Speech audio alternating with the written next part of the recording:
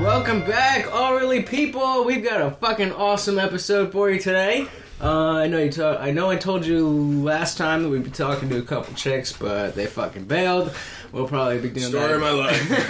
We'll probably be doing that eventually. But I also referenced that we would be talking to an Army vet, and that is who we have here today. My name is Lutch. I'm your host as always, and with me is my co-host Conover. All right. And our guest, Larry. You like Larry or Lawrence? Doesn't matter, really. Larry Lawrence, Sergeant, Captain, Soldier. What's your? Call me Larry. Call me Larry. Call me Larry. Larry.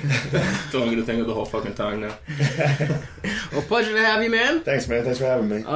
Yeah, we've been looking forward to this. Because everybody has an opinion about war and soldiers and this and that, and I guess myself included, but I don't know that I've ever really had an in-depth discussion with anyone who's been in the military. Actually, that's not true. One person, Pete, but that can go sideways real quick. Yeah.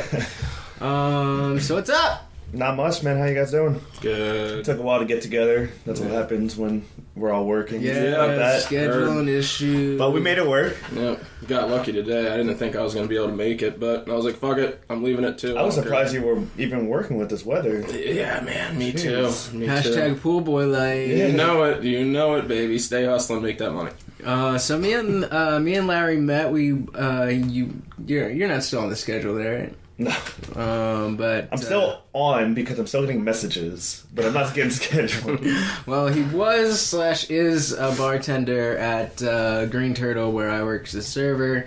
Now making moves down at Jenks. It's Point the Pleasant. Jersey fucking That's right. Shore. Nice. And it's funny because we recently became Facebook friends, and while you were working there, we just clicked. We just had a conversation. We talked a lot about music. We talked a lot about like bands from back in the day. Yeah, we talked about everything. But Politics. somehow it never came up that we are both really into techno. Yeah, I'm surprised, especially coming from you being deathcore. Yeah, man. Straight edge. Now he's sitting here drinking a beer. Cheers to straight edge.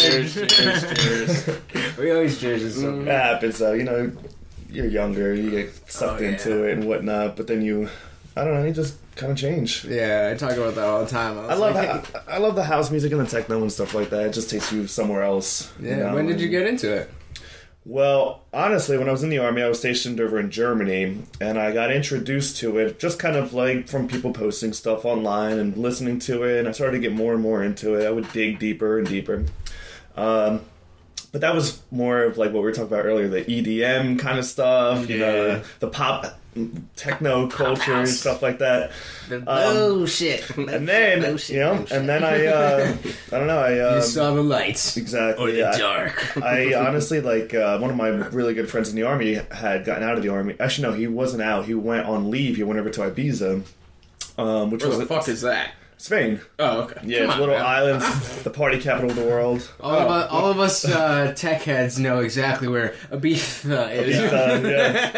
No fucking clue. But he came back and he introduced me to some things, and I was like, wow, this is amazing. And then after I dug a little deeper into that, I went over there. As soon as I got out of the Army, I was home for 4 days. And I went traveling back over to Europe for a couple months. I lived in Ibiza for about 6 months. Oh, really? And that's when I got really into it. I mean, I was introduced to a whole new culture, a whole new world, and it was just amazing. And it really woke me up, and it changed me forever. Now that's where the original space is. That just shut down too. Unfortunately, I was there. I was there the year before it shut down. I was there the year before it shut down. Damn. So is that because they tried to make a space Ibiza in New York. They just closed that down. Yeah, just closed it down. And then they're opening another club where Pasha used to be. In New York, right? Yeah, I just heard about that. It's gonna be 5 stories. 5 stories. That's gonna be intense. It's called Freak with a Q. Yeah. And if anybody... Oh, it's gonna be hard style. That's what I was getting to. Anybody who knows me and knows hardstyle, anything with a Q is a sign to hardstyle. The Q dance life. So I don't know. I'm hoping maybe, and so we'll see. I don't know, but it's not very. I mean, there's definitely like an East Coast hard dance crew. Yeah, it's definitely not as big. I don't know how they're gonna do it. You know what they should do is they should have a floor dedicated to different things. That would be amazing. You know what I mean? Because that's like going to a festival and there's like different stages. You got your fucking bullshit pop house main stage. That could be on the bottom floor. Did you ever go to the Space in New York? I didn't. I did. Horrible. Garbage. I'm It's sorry. just I love Space, but the Space in New York was the size of the Space in Ibiza's bathroom. And the Space in Ibiza was so big and massive, and it was just amazing. They had all great acts there and stuff like that. I went there once. I paid like $25 for Jack and Coke or whatever, you know. No. And the New York one. The New York one, yeah. So I paid all this crazy money for a drink, and it just, I don't know, it just wasn't that good. I was really disappointed too because I had such a great time at the one in Ibiza. I mean, I've been to like smaller events in like Brooklyn and stuff, but you know, I didn't get into like dance music in general until a little bit later, and it's just a fucking hassle. Like to get over there, because we're in Central Jersey, so to get over there, you got to drive, you got to take a train, you got to worry about either taking the last train home or wait until 5-6 in the morning to take the next train, or you're driving, you got to find somewhere to park. You got to stay sober, and it's just it's a pain in the ass. So I mean, I've been dying for something around here to open up. I'm telling you, I got a friend who DJs at Z Bar in Philadelphia. I think he DJs there every Saturday night or something like that. It's a cool place, honestly. He's in the Euphoria room. He's like a techno trance kind of guy. He's awesome. But I think it was 2 weeks ago, like I was saying earlier, he opened for Victor Calderon. And then on June 9th, he's opening for Nicole Mudaber, so she's a big act. Yeah, I mean, she's played all over the place. Yeah, we definitely got to go to that. We got to get this guy to come. Yeah, you got to come. I'm down. You got to come out. It's such a good time. I mean, he's into metal and shit, and that's how we clicked. And but are you still like hardcore metal stuff? Oh, I fucking... You didn't go to the Metallica concert last night? No. Everybody went to that. That's all I saw. I can't stand Metallica. Yeah, really? I can't stand that type of metal. Nope. Something a little more technical. Yeah. Okay. But you newer shit. Okay. Yeah, and I've been trying to get him into different types of dance music, whether it be techno or hardstyle or whatever. And I mean, he's into it, but you really can't get the full. Like it's you have to be in the club on the floor with the lights going, the music, and everyone's around you. Never had that experience. And if anybody, some people will be like, "Oh, you got to roll too." Like, no. You if you listen to the right shit, you can be dead sober, and it's just as fucking euphoric. Right. Yeah. So don't let anybody tell you have to roll to rave. You might think it sucks because you're on the floor and you can't even. Wrong. It fucking makes it better. Yeah, but you got to be on the floor, surrounded by people, so packed in tight that you can't even move. That's what makes it real special. It's awesome. So I mean, that's kind of like metal shows in that regard, then, because I mean, you pack fucking people in, people bumping into each other and shit. So, and that's part of the experience at metal shows. I love that shit. Yeah, I love it. And I mean, excuse me if I said this before, I think I have, but like I got into metal and hardcore and stuff when I was younger because I was just an angry fucking kid, and then I kind of grew up a little, got more mature, and I was still like as passionate as I always was, but I just wasn't angry, and that was like a perfect transition into dance music, especially like trance and hardstyle, which there's so much emotion in it, but it's not like an anger, right? Like particularly with hardstyle and like dance music hardcore, not like metal hardcore. It gives me a euphoric feeling. It's got that like energy. It's like fuck yeah, but it's not like fuck you. So it's we gotta.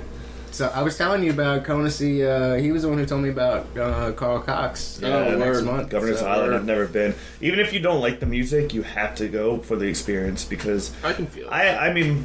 My best friend, he died a couple years ago, but he was into like metal and stuff like that. Mm-hmm. He dragged me to a Murder Dolls concert, and I was not into the Murder Dolls at all, like not feeling it at all. But it was in Allentown, PA, at the Croc Rock, Okay. a couple of years ago. And I don't know, do you know the Murder Dolls? No. It's the drummer from Slipknot.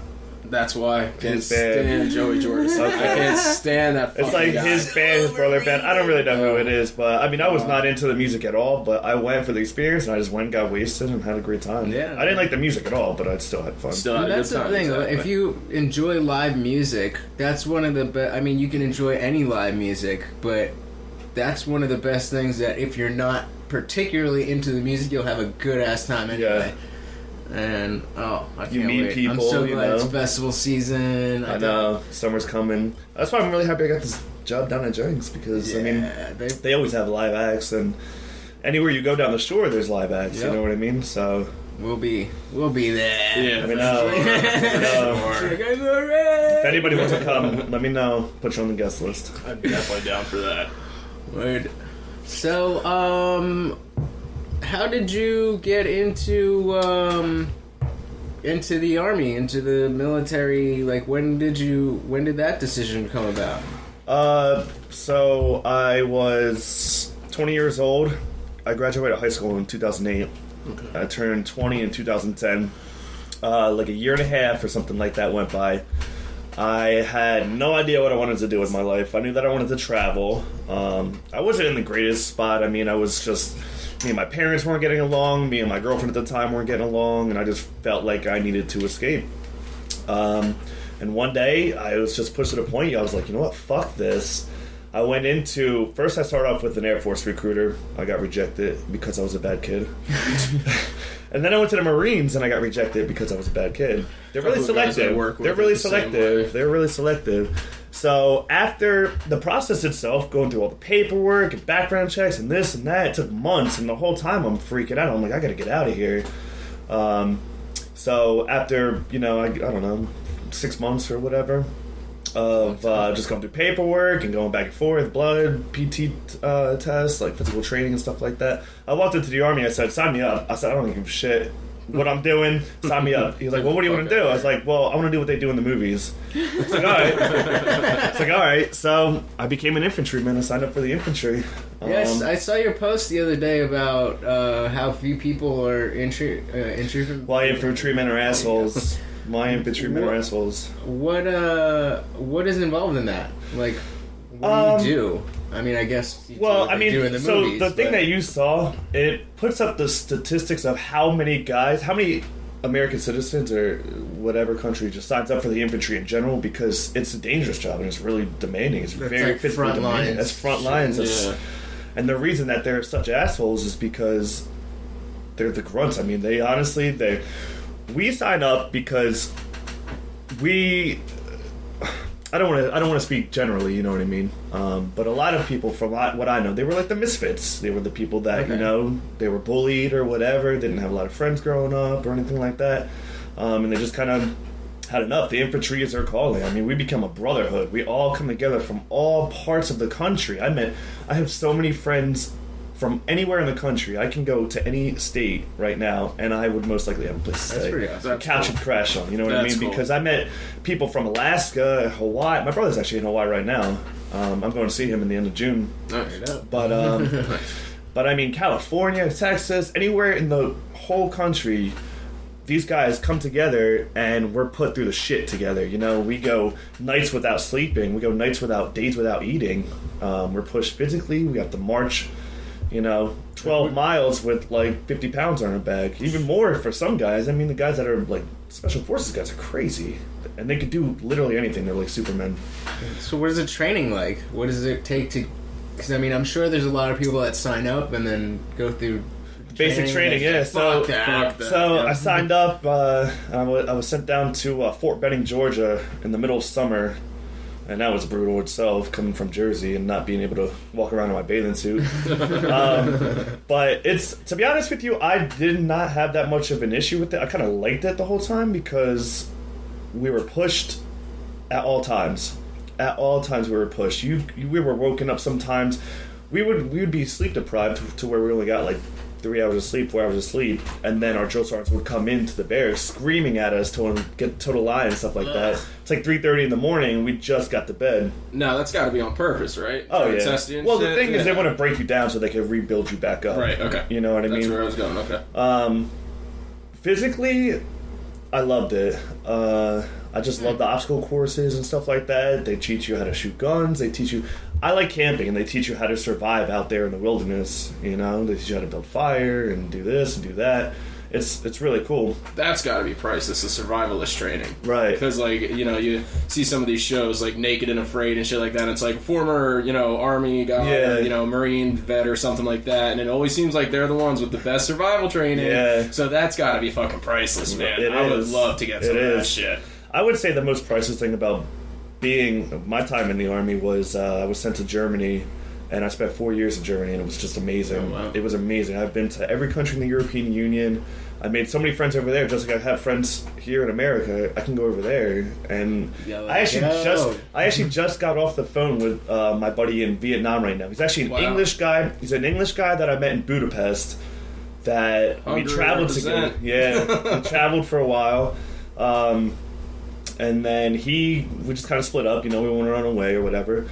But he just actually hit me up today and was like, yeah, we gotta get it together again. But right now he's in Vietnam. He wants me to go out there. I just gotta find time, you know, with work and all that kind of stuff, paying bills and stuff. That sucks because I feel like I've locked myself into an adult lifestyle now. You know what I mean? Yeah. So it's gonna be a lot to give up. Yeah. But I hear that. So, but like, was it ever... Did it ever cross your mind, like, oh, fuck, what am I doing? Like, I'm gonna go get myself killed or something? Like, that's... I mean, I feel like most people who have absolutely no experience with any military or anything, it's like, if you're gonna join the military, you're gonna get yourself killed. I think one of the biggest misconceptions about joining the military is that everyone thinks that every branch and every job in the military is just like what you see in the movies. And it's not like that. I mean, you have people in the Army that are dentists. You know, you got people that do paperwork, admins, or stuff like that. Me signing up for doing what I was doing, I wasn't in the best place when I signed up, but I was just kind of like, fuck this, I want to go get out of here and I want to do something. I would say, yeah, part of me felt like that, but the other part was like, fuck it, if I come back, I'm going to have a sick story to tell. You know what I mean? You know what I mean? Damn. And it's funny because I just looked at your phone and I noticed you're on 24-hour clock. Absolutely. That's awesome. That's hardcore. Yeah. That's hardcore. People always like, what time is it? And I'll be like, I'll show them my Figure phone. it out. And they'll be like, the hell is 1400? See, I grew up in a military town, so like I know what's good with that shit. And I was going to actually ask you, did you ever spend time at Fort Dix at all? No, I tried to. Really? I tried to. At first I did. I was like, I want to join the Army, but I want to stay close to home. And he was like, why the fuck would you want to do that? Like, go get out there. And then I was finally convinced to join the active duty. And then they were basically like, you get 3 spots. And one of my first choices was Germany. And I got it. Nice. I got really lucky with that. And I don't regret it at all. I mean, I'm so happy that because looking back at it, I actually joined the Army to get away from here. So in the back of my mind, I didn't want to give it all up, but I'm happy I did because I was 20 years old and I just kind of signed up for something and left home. And I came back. I think I came back a lot better. I mean, I came back and I have all these life experiences now, and people want to hear about it, and I love talking about it, and I love encouraging people to also get out and do the same thing. You know what I mean? If something scares you, you should do it, honestly, because that's what life is about. That's a fair point. So they asked me mostly about traveling, though, because I did so much traveling over there. And I have so many stories to tell about that. It's just, we can go on forever. Please. What was your favorite place? Oh, I couldn't tell you that, man. At first it was Budapest. And then I went to Krakow in Poland. And that became one of my favorite places ever. I mean, the food there is just amazing, and we were Eastern European food, bro. Yeah. And we were just wasted the entire time. Yeah. The girls are gorgeous, and they're nice, you know. Hey, girl. I saw the ball drop in London. Not the ball drop, but the New Year's show. That's cool. You know, in London. My craziest favorite ever was when I actually got out, though. I got out and I started talking to my ex again, who actually left me when I went in. Bro. And she had me. She was playing me for I don't know, a little bit. She had me thinking that we were going to get back together. So I came home. I spent 4 days home until I realized that's not happening. I said, fuck this. I booked a one-way ticket straight back to Europe. Very nice. And that's where I met up with my buddy in Budapest. We went traveling. That's where we went to Poland. And then we spent some time in Barcelona. And we met up with one of my friends that I knew from Budapest one of the times I went before that. And he gave us a free place to stay. He took us out around Barcelona. He got us some of the local food and stuff like that. And then from Barcelona, I went to Ibiza. And that is where things just get just on a whole other level. You know what I mean? I was kind of nervous because I went there with my buddy from England that I met in Budapest, but he was kind of hung up on a girl. And he actually ended up leaving me after about 2 weeks. He ended up leaving me, and I was there all alone. And I was like, shit, I have no idea what to do now. Good thing I had him there for the first 2 weeks, so I kind of knew the island. You know, I kind of knew what to do and stuff like that. But I actually had a job lined up for me, so right when he left, I had to start working, and what my job was to walk up and down the beach and sell tickets for a pub crawl, and then run the pub crawl at night. And everywhere we went, we got free shots and free beers and stuff like that. Could be worse. Exactly. And then I started working for selling tickets for some of the clubs and some of the DJs and stuff like that, and it was cool. I just didn't like the kind of rat race type thing. Like, imagine being on a beach and you're just sitting there trying to relax and get your tan on. Well, not you, but hey, I get pretty dark in the summer. But darker. Every 30 seconds to a minute, you have somebody else coming up to you trying to sell you something. That was my job, which I liked it because I got to walk up and down the beach and talk to new people all the time. But I didn't like it because I felt like there was such a rat race and people got so annoyed they would just kind of brush you off and ignore you. And then it kind of sucked because you're sitting here trying to make some money and people just won't even look at you. Yeah. They get to that point. You feel like a nuisance after a while. Exactly. Yeah. So I ended up just quitting that and living off the rest of the money that I saved up. And I lived there for about 6 months. I met so many people. Going back to when my buddy actually left for the girl, I felt lonely when I just felt like it was just me and I had no idea. I'm in some weird European country, like on an island somewhere. But by the time I left, I had such a tight-knit, huge family. Like anybody I could call on was always there. You know what I mean? That's what's up. That's really fucking cool. It's so cool, honestly. And I mean, I still talk to these people today. Like, I just got off the phone with him, and he's like, I'm in Vietnam right now, but I'm going to go back to Budapest for a little bit. When you graduate school, you're going to meet up with me in Budapest. I got a job lined up for you working in a hostel. And then we're going to go back to Ibiza for the summer. And I was like, okay. Sounds good. Yeah. And everybody says, I just want to travel the world. I'm just going to drop everything and go. Yeah. And it's like, you know, it's so easy to do. People think it's hard. People think it's so difficult to do. It's so easy to do. I mean, there's a lot of misconceptions because the media makes you think that there's just fucking terrorists everywhere. Mm-hmm. There's a lot of issues everywhere, honestly, but it's not as bad as the media makes you think. You know what I mean? It's really not as bad. I was terrified a couple times, but. Well, but you were in the fucking army, so... I mean, right. Yeah, but I mean, that's I'm still sure doesn't mean anything. that. Like, vacationing on the beach probably is... Oh, man. The girl... Everybody there, that's like the Miami for Europe. Okay, to put it in kind of a perspective. Now, I was the only... I was the only... That's quite an person. endorsement. Yeah, I was one of the only... people there, one of the only out of 2 people there that I knew that was actually American, and everybody's like, oh my god, you're American, your accent is so funny, this and that, and I'm just like, that's weird because your accent's mad funny. Yeah. But so my name's British, and everyone that goes there is like British. That's like their holiday spot, that's their vacation spot, and they just loved it. They loved it. They were like, oh my god, you're American. I mean, I used it, I soaked it up. I'm American, give me hugs. I've heard that. You know what I mean? Girls around the world love the American accent. Mm-hmm. So while you were stationed in Germany, like, I mean, obviously it's not fucking World War II. You weren't fighting Nazis. Like, what were you... We did have some issues with Nazis, actually. Okay. Like, I guess neo-Nazis. Wow. Neo-Nazis. I mean, I've actually met Nazis from World War II. And I've actually hung out with them. I've actually drank schnapps with Nazis. Wow. That was very surreal. What was that like? It was what did crazy. I mean, Episode what are you title, Drinking Schnapps with Nazis. It was crazy. Well, I mean, around base, there was a bunch of other, very small towns where the Germans are, and, I mean, that was Nazi territory. I was in the heart of it. So are they still, like...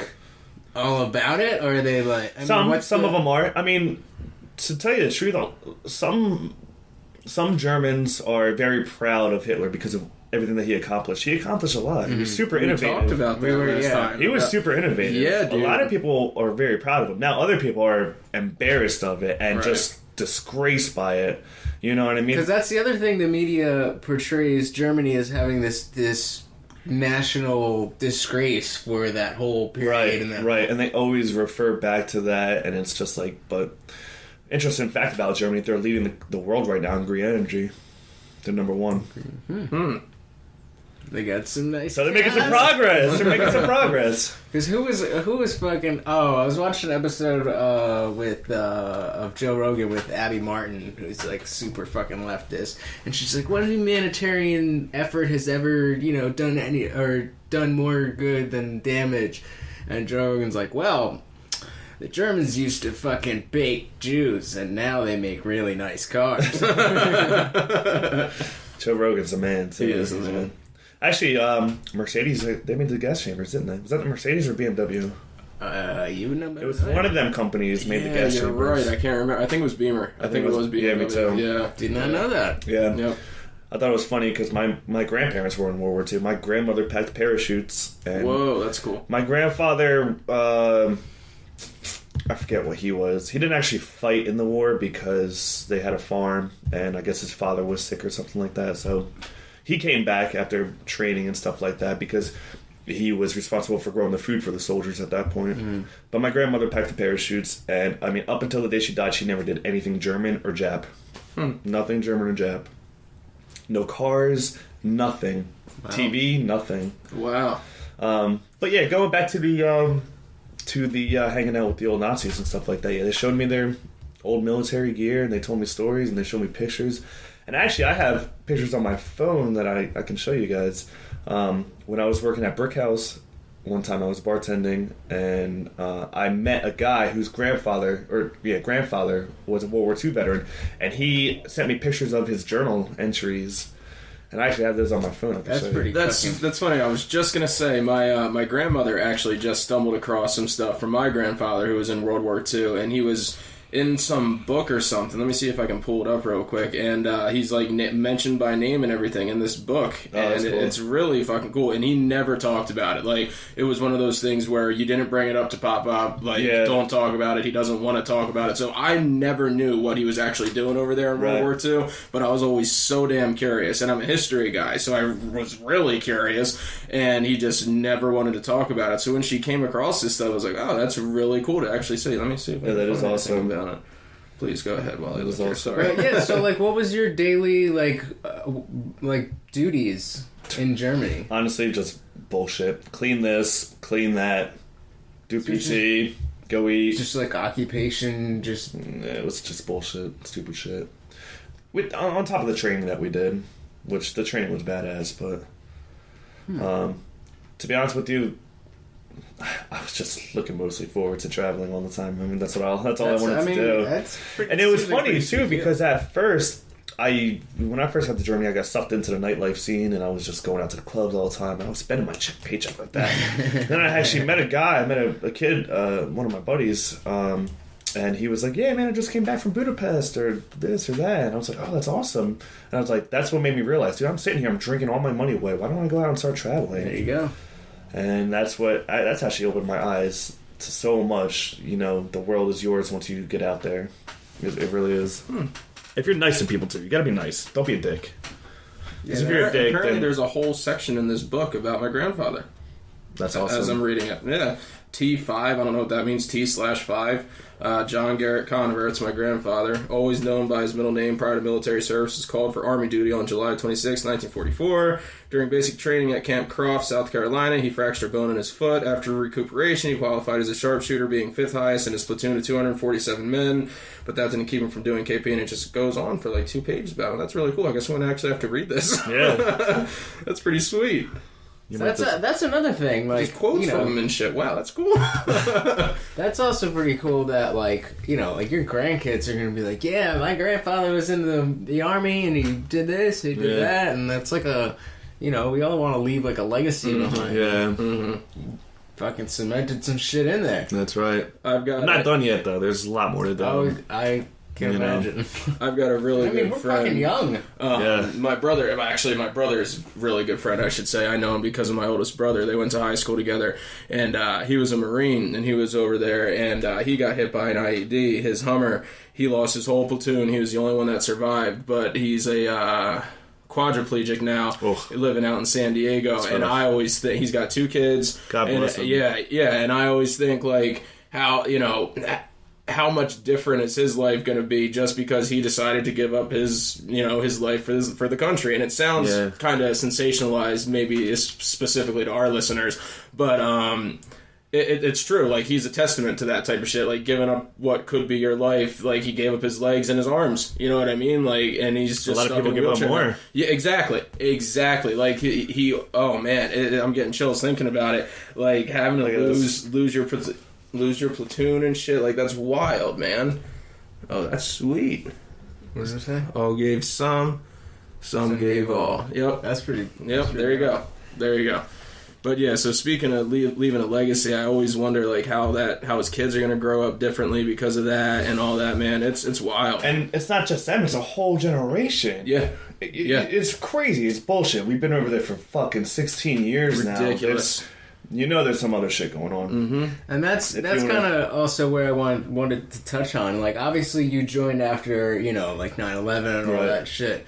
And like you were talking about how the media talks about terrorism and all this. And from your perspective, I don't know, or I guess how much do you know about like the geopolitics of what you specifically were involved in? And I mean, does it matter? Is there like a lot of people who are like, why the fuck are we doing this shit? Oh, yeah. Honestly, I remember one time when I was in Poland, I got an argument with some, I think it was Australian or English girl, and she basically looked at me, she was like, how do you make you feel that all your friends died for nothing? And... Wow. Damn. And yeah, fuck you. Fuck I honestly, like, I walked away because I was blackout drunk and I was like, this shit's about to go down. Mark, not trying to hit a bitch. I don't know. I was really just a foot soldier. I was at the bottom of the bottom. You know what I mean? I was just do this, do that, do this, do that, and I was like, okay, yeah, Roger. I do know there's some things that went on that I definitely questioned. You never know with the government. And it's just bullshit what they got going on behind closed doors. Do you know what I mean? Absolutely. Because I think in the last episode we were talking about I forget what fucking movie that is. It's not Hurt Locker. It's I don't know, one of the movies where they're like in the Middle East and they're like, why the intelligence says this and like why are we doing Green Zone? There you go. Yeah, that's it. Matt Damon. Yep, that's it. Matt Damon. and I wonder. Like, oh yeah, dude, that's a perfect picture of what's happening. I mean, Intel's all fucked up. They got you doing this, but you don't know why.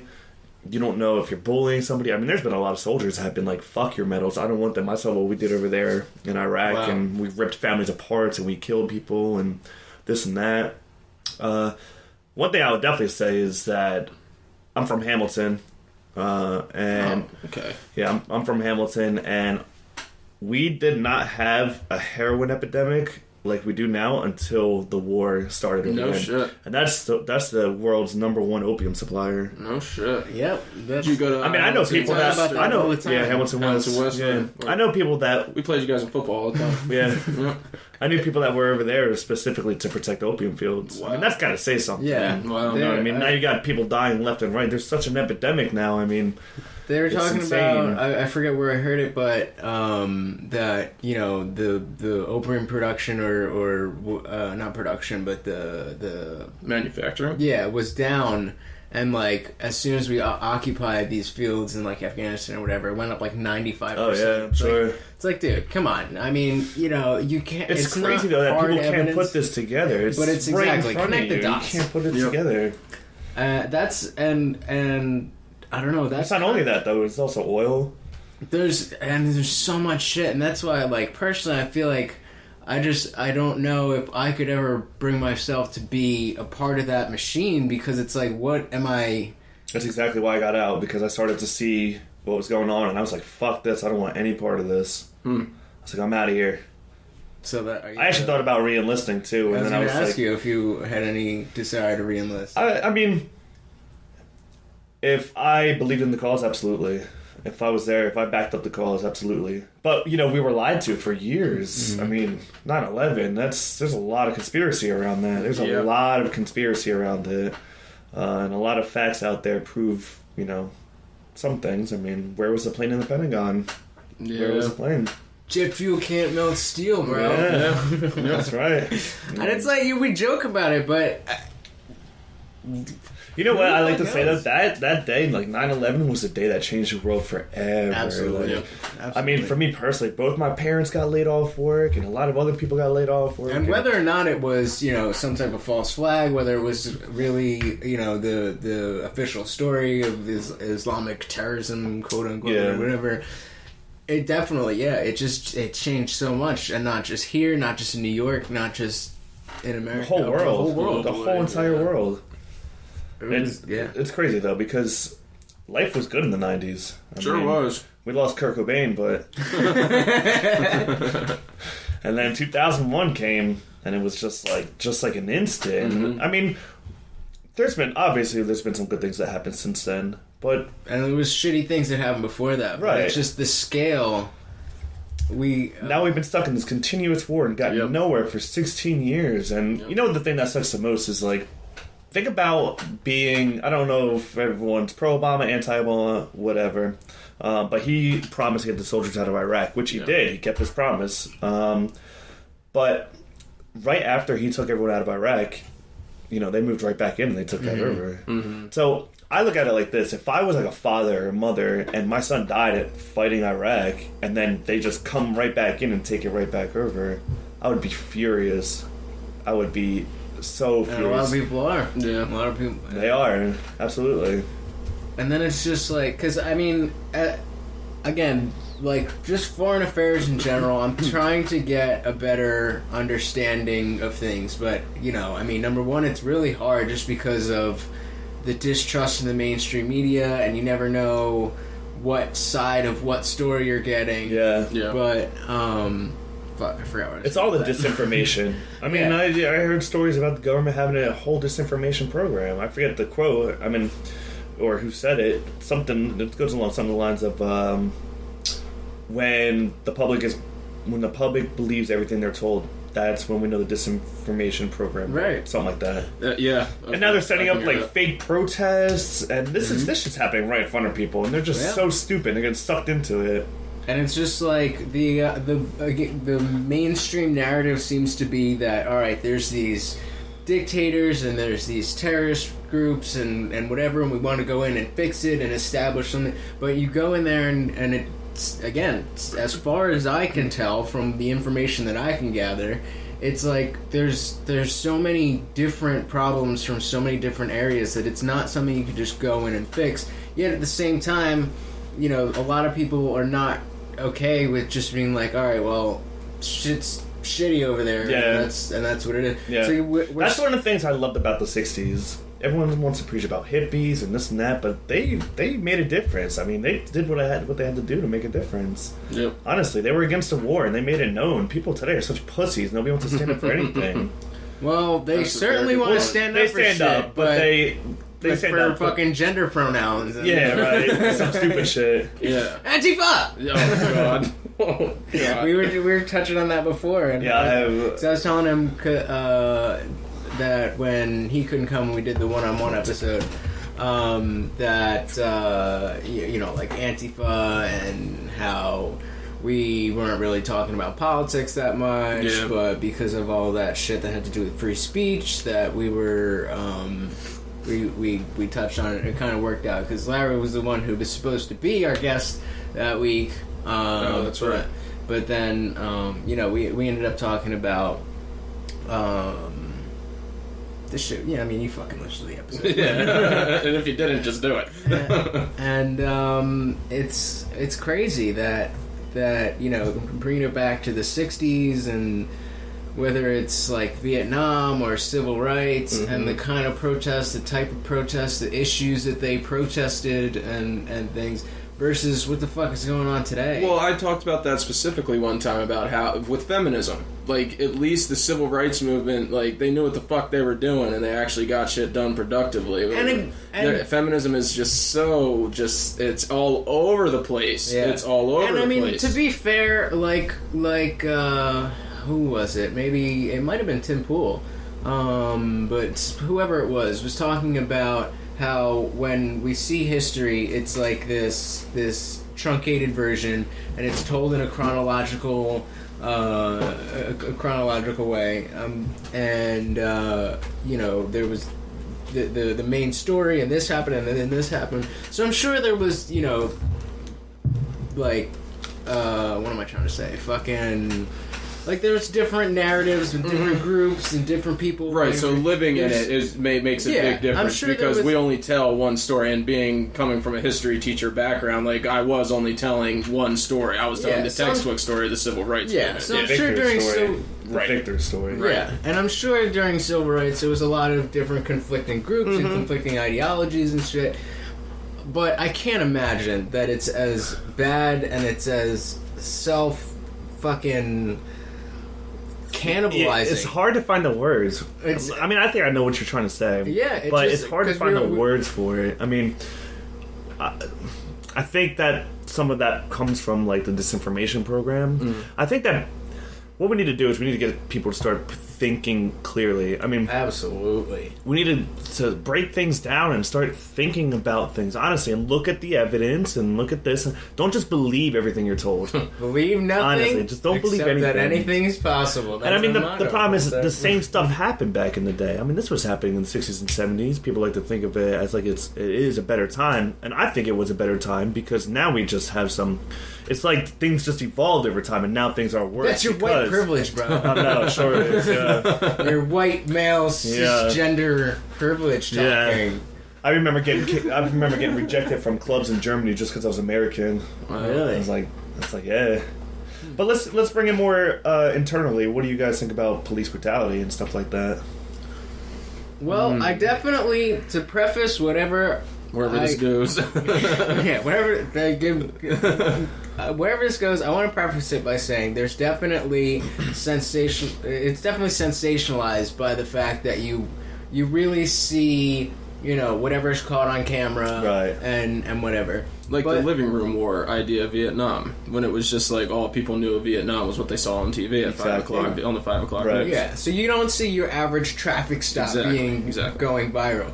That being said, there certainly seems to be, and I've never been a police officer, I've never had that type of authority, I've never been in that type of position, but it certainly seems like there's, first of all, corruption, and second of all, a lack of training that seems to have existed for a long time, and whether it's sensationalized or not, it seems to be coming to light, or whatever is coming to light seems to have been there and happening for a long time, and we're just seeing it now. Right.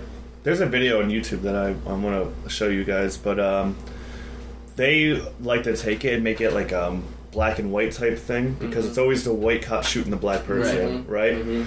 But this guy, it's funny too, because he's from England and he's not even from here, but he clarifies, he says it's not black versus white, it's not white versus black, it's government versus people now.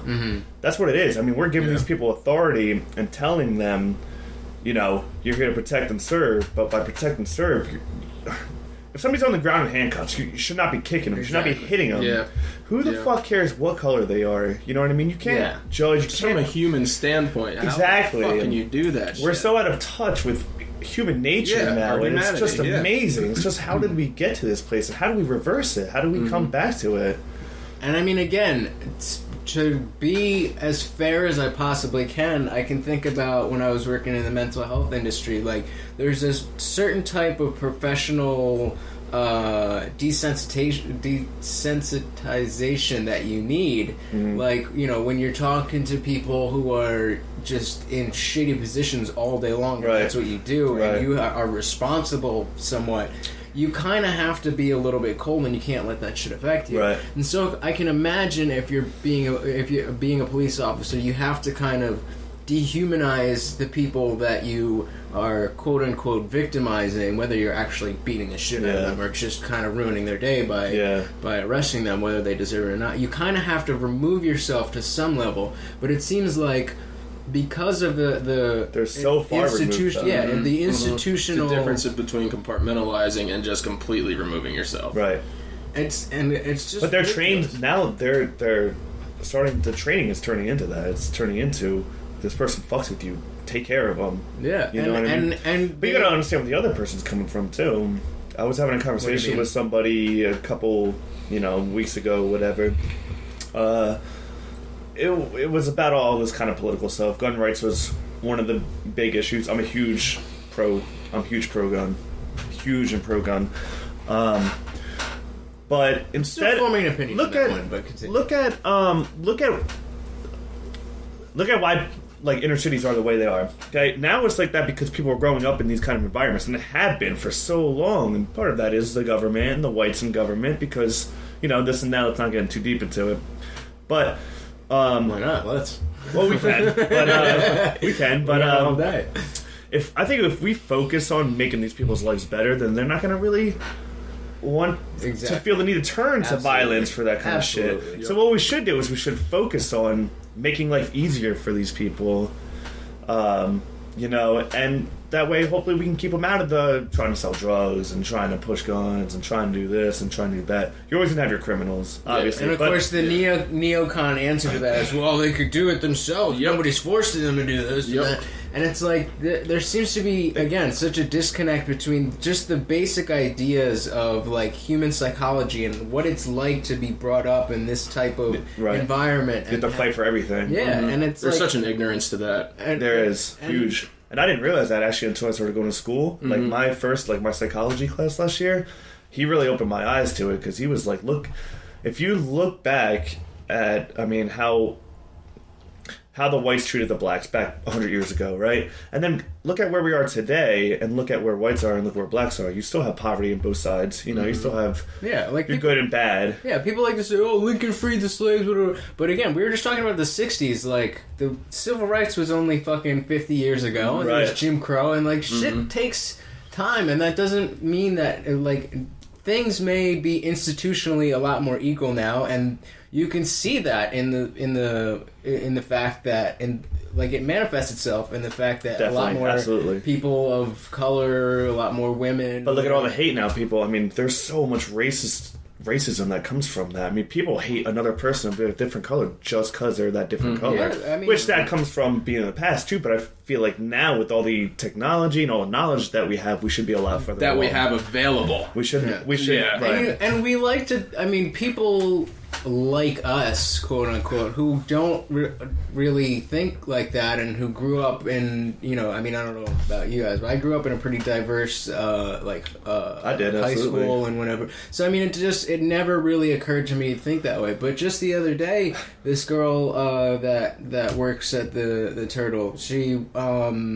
she found out she was pregnant from her black boyfriend. I'll tell you what it is. And she's like, yeah, my brother won't even look at me. My dad wants to disown me. That's not right. No shit. And it's just really? Wow. That's still a thing? Yeah. And I saw I guess it was a meme. I don't know if it was a long post or whatever, but it was a picture of something in the 60s where a bunch of kids were ganging up on this. They weren't really doing anything, but there's a black guy sitting at a counter. Oh, at the counter, yeah. That's iconic. And yeah. And so it's where do you think, what do you think happened to all these kids? These kids are fucking running companies now. These kids are in politics now. They didn't just go away when fucking, and you know what's fucking stupid about that? That's why we're not going to get anywhere, is because that right there, that kid's going to grow up in that kind of environment, and what do you think he's going to turn into? Yeah. Yeah. You know what I mean? Yeah. See, I come from a family where it's a very hicky area, I call it. Like I said, I live right outside of McGuire Air Force Base in Fort Dix. So, Kelly's Bar? Yeah. Wow. Yeah. Yeah, so, it's a very farmy area. It's mostly white, but the high school was I grew up in New Egypt. All right. Oh shit. Okay. Until fourth right grade. Next door. Until right fourth next grade, door, yeah. man. Right on the other side. Yeah. No shit. That's crazy. What school did you go to? Northern Burlington. Oh, North Burlington. Okay. Northern, damn it. We hated people that did that shit. No, we're not North Burlington, we're Northern Burlington. That's like my ex-girlfriend. She went to Burlington Township. Oh, not yeah, B-Town. Burlington. B-Town. Not Burlington, whatever. To North Brunswick. But yeah, so it's a farmy area, so it's a white area, but the school was very diverse because we had all the base kids. Right, so, yeah. you had all different walks of life at my high school. But what I'm getting to is my cousin, who actually, they went to Hamilton West too, and you might even know Gregory Dill. How old? It's probably your age. I think he's a 27? year younger. Yeah, I think he's a year younger than me. Greg Dill. I bring him up because he went into the Army too, and he's over in where is he at right now? I want to say he's somewhere in Southeast Asia right now in the awesome. Army. But his sister, my other cousin, obviously, just she's got 2 kids with a black dude, and we don't treat her any different, no matter, you know what I mean? Like, and there's, I will say, I will say there are certain members of my family that, of course, make those backwards remarks out of the side of their mouths, and I'm just like, bro, really? Like, and that's your family, too. Yeah. Like, that's blood right there, Yeah. and you're talking shit like that? Come on now. It's 2017, man. Get over it. Get over it. I hate Exactly. I can't stand That's it. where I would turn around and be like, you know what? If you got an issue with this, there's a door. Get the fuck out of here, because we don't need you. And if you're gonna fucking say it to her face. Like, don't be a puss and just talk shit about her behind her back. Yeah. You know what I mean? Yeah. I hate that shit. Yeah. Oh, you're her best friend to her face, but you're a racist asshole behind her back. Right. Like, that's fucked up. Honestly, I don't care who you are. If my own mother, I love my mother to death, but if my own mother came up with some stupid racist shit like that, I'd be like, you don't talk to me anymore. Yeah, fuck out of here with that shit. Yeah. Don't talk to me anymore. I don't care if you're, I mean, everyone knows the saying, but I don't care if you're white, black, gray, purple, brown, green. blue, Yeah. all you have to do is be a nice person. Just Yep. be a nice fucking Word. person. That's all it is.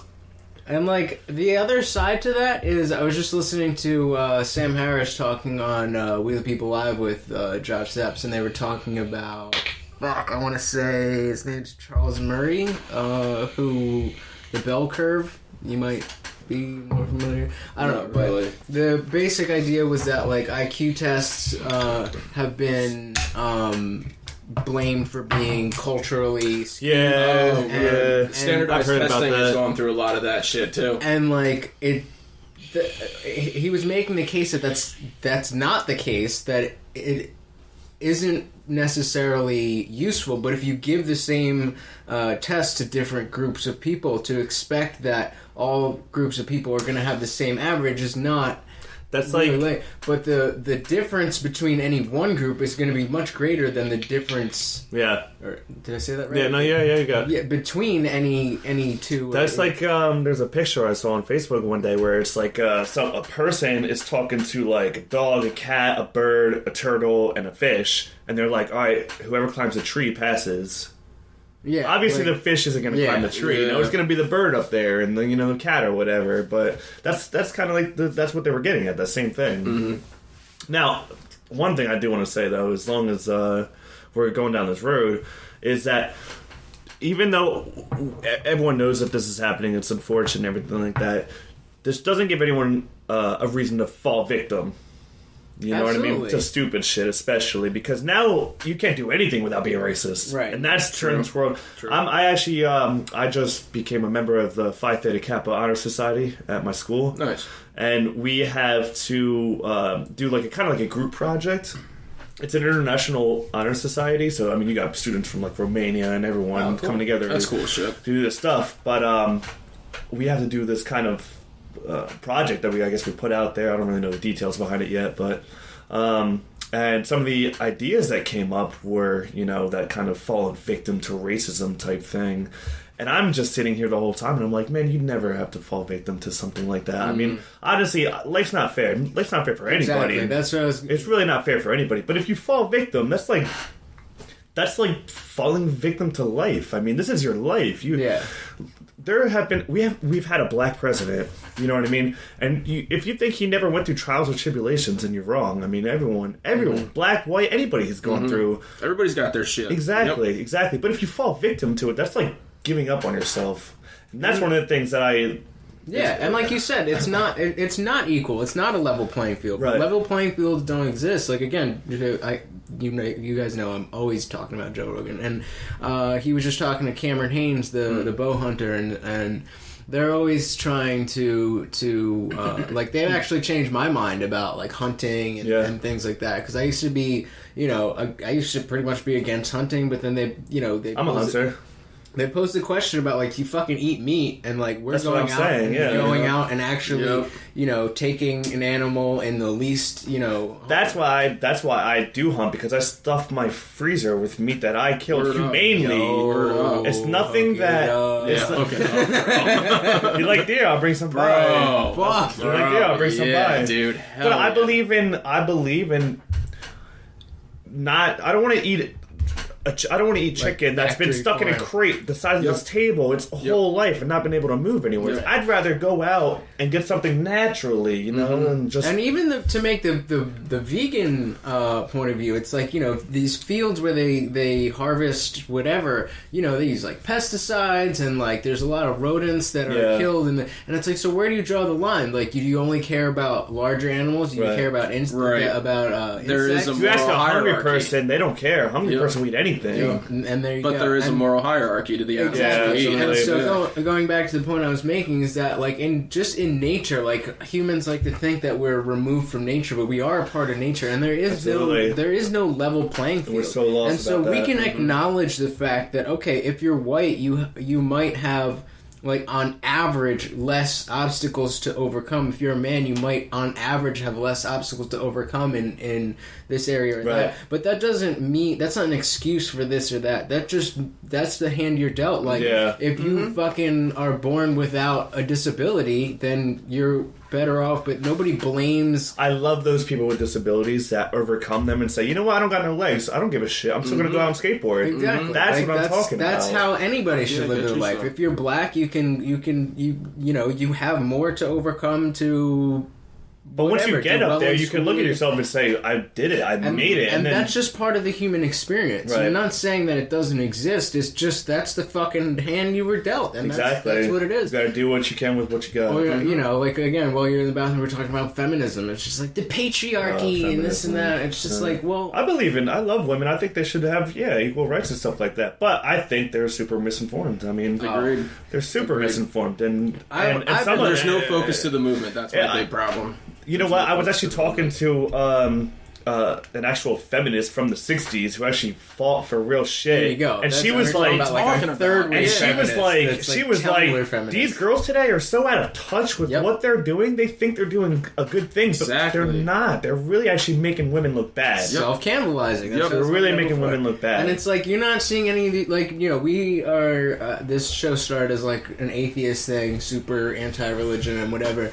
And, not religious either. I think it's ridiculous. We used to talk about, or I mean, I guess we still do, but we talk about Islam, especially like on social media. We talk about Islam a lot. Like, none of these feminists are talking about going to Saudi Arabia and doing this or that. They just talk about, in this magazine they do portray this. Not only that, but did you see the video? I guess it was in Detroit.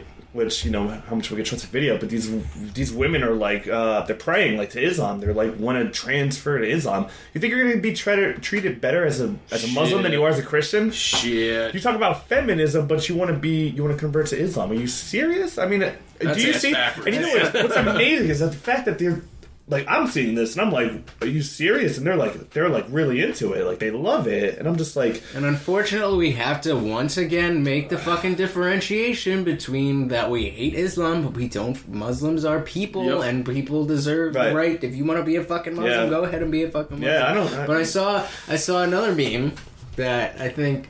I screenshot. I don't think I posted it yet, but it's like it shows a picture of, or it's like a cartoon of the Quran. And it's like this book like that big, and then it's like talking to a little girl. No, it's different one. It's a picture of the Quran. It's like a book like yay big, and then next to it is a book entitled "Ways to Interpret the Quran in a Non-Violent Way," and it's like 3 times as big. It's just like, I mean, Islam is another thing where I think that it may have started out fine. I don't know Islam at all. I don't know the Quran at all.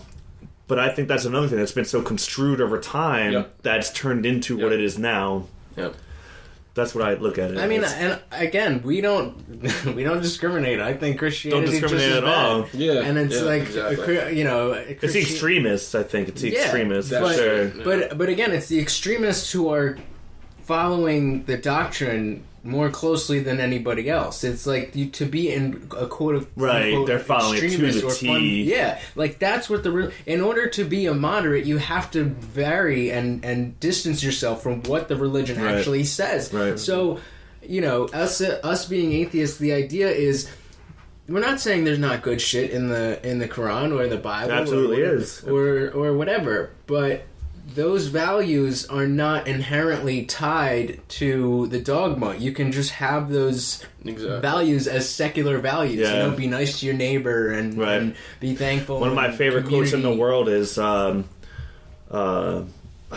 forget exactly how it goes, but it's something like I'm not religious at all, and it's something like, if you need rules to tell you not to kill and not to steal and not to commit adultery, then you lack morals, not religion. Dude, it's funny that you bring that up, because I know the quote you're talking about, and my grandparents are super religious, but I had sent, I guess one time when my parents were visiting them in Florida, they were talking about it, and my dad asked me to send him the, again, like a little meme that's, it's like, if you need this, you don't need religion, you need morality or something like that. And my super religious grandparents printed it out, this big thing, and framed it, and they loved it, and it's that's just cool. like, That's cool. It's so fundamental. It's so basic to just understand that. Like, you don't need to believe in things that are unsubstantiated in order to have values. Right. And the super religious think that or the super religious that think that atheists are, Satanists and are evil people. Are the ones who say, like, well, if we didn't have religion, then how would we stop people from murdering and raping all the time? It's like, would you go Your parents should have raised you not to do that, because it's wrong. It's like, would you and not only that, but I mean, neighbor if that... Say it's not just that. Say you're in the heat of the moment, and you're just like, you super hate somebody, you want to kill them. The only thing you got is a hammer in your hand, right? And you're smashing on somebody with a hammer. If that pain that person's feeling doesn't affect you at all, then you lack empathy. Exactly. And then the other thing about what we were talking about is fundamentalism versus being a moderate. It's the fact that you can look at this doctrine and determine, I like the part that says, do unto others as you would have them do unto you, but not the part that says stone the women who... the cherry picking. It's like, what mechanism do you use to determine? You used your human rationality. So it's not... It doesn't come from the Bible. It comes from you. It comes from your morality. From how you were raised. Your parents raised you like that. And that kind of goes back to the whole racism thing and why we need to set a good example for the children. The children are the future. Mm-hmm. I mean... We are the world. I hate that song. But no, the children are the future. And I mean, they act as they see growing up. They reenact what they see growing up. So that's the only way we're really going to fix it. I mean, that's... I forget who it was, but I heard somebody saying that, like, all this shit is really just waiting on the old, like we were talking about that picture with the white kids doing whatever to the black kid at the counter. Like, we're just waiting for those people, that generation to die out. Like, once our generation... But the thing is, now it's like refresh. It's completely refreshed with all this brutality and all this racism shit. I mean, like you said, though, it's so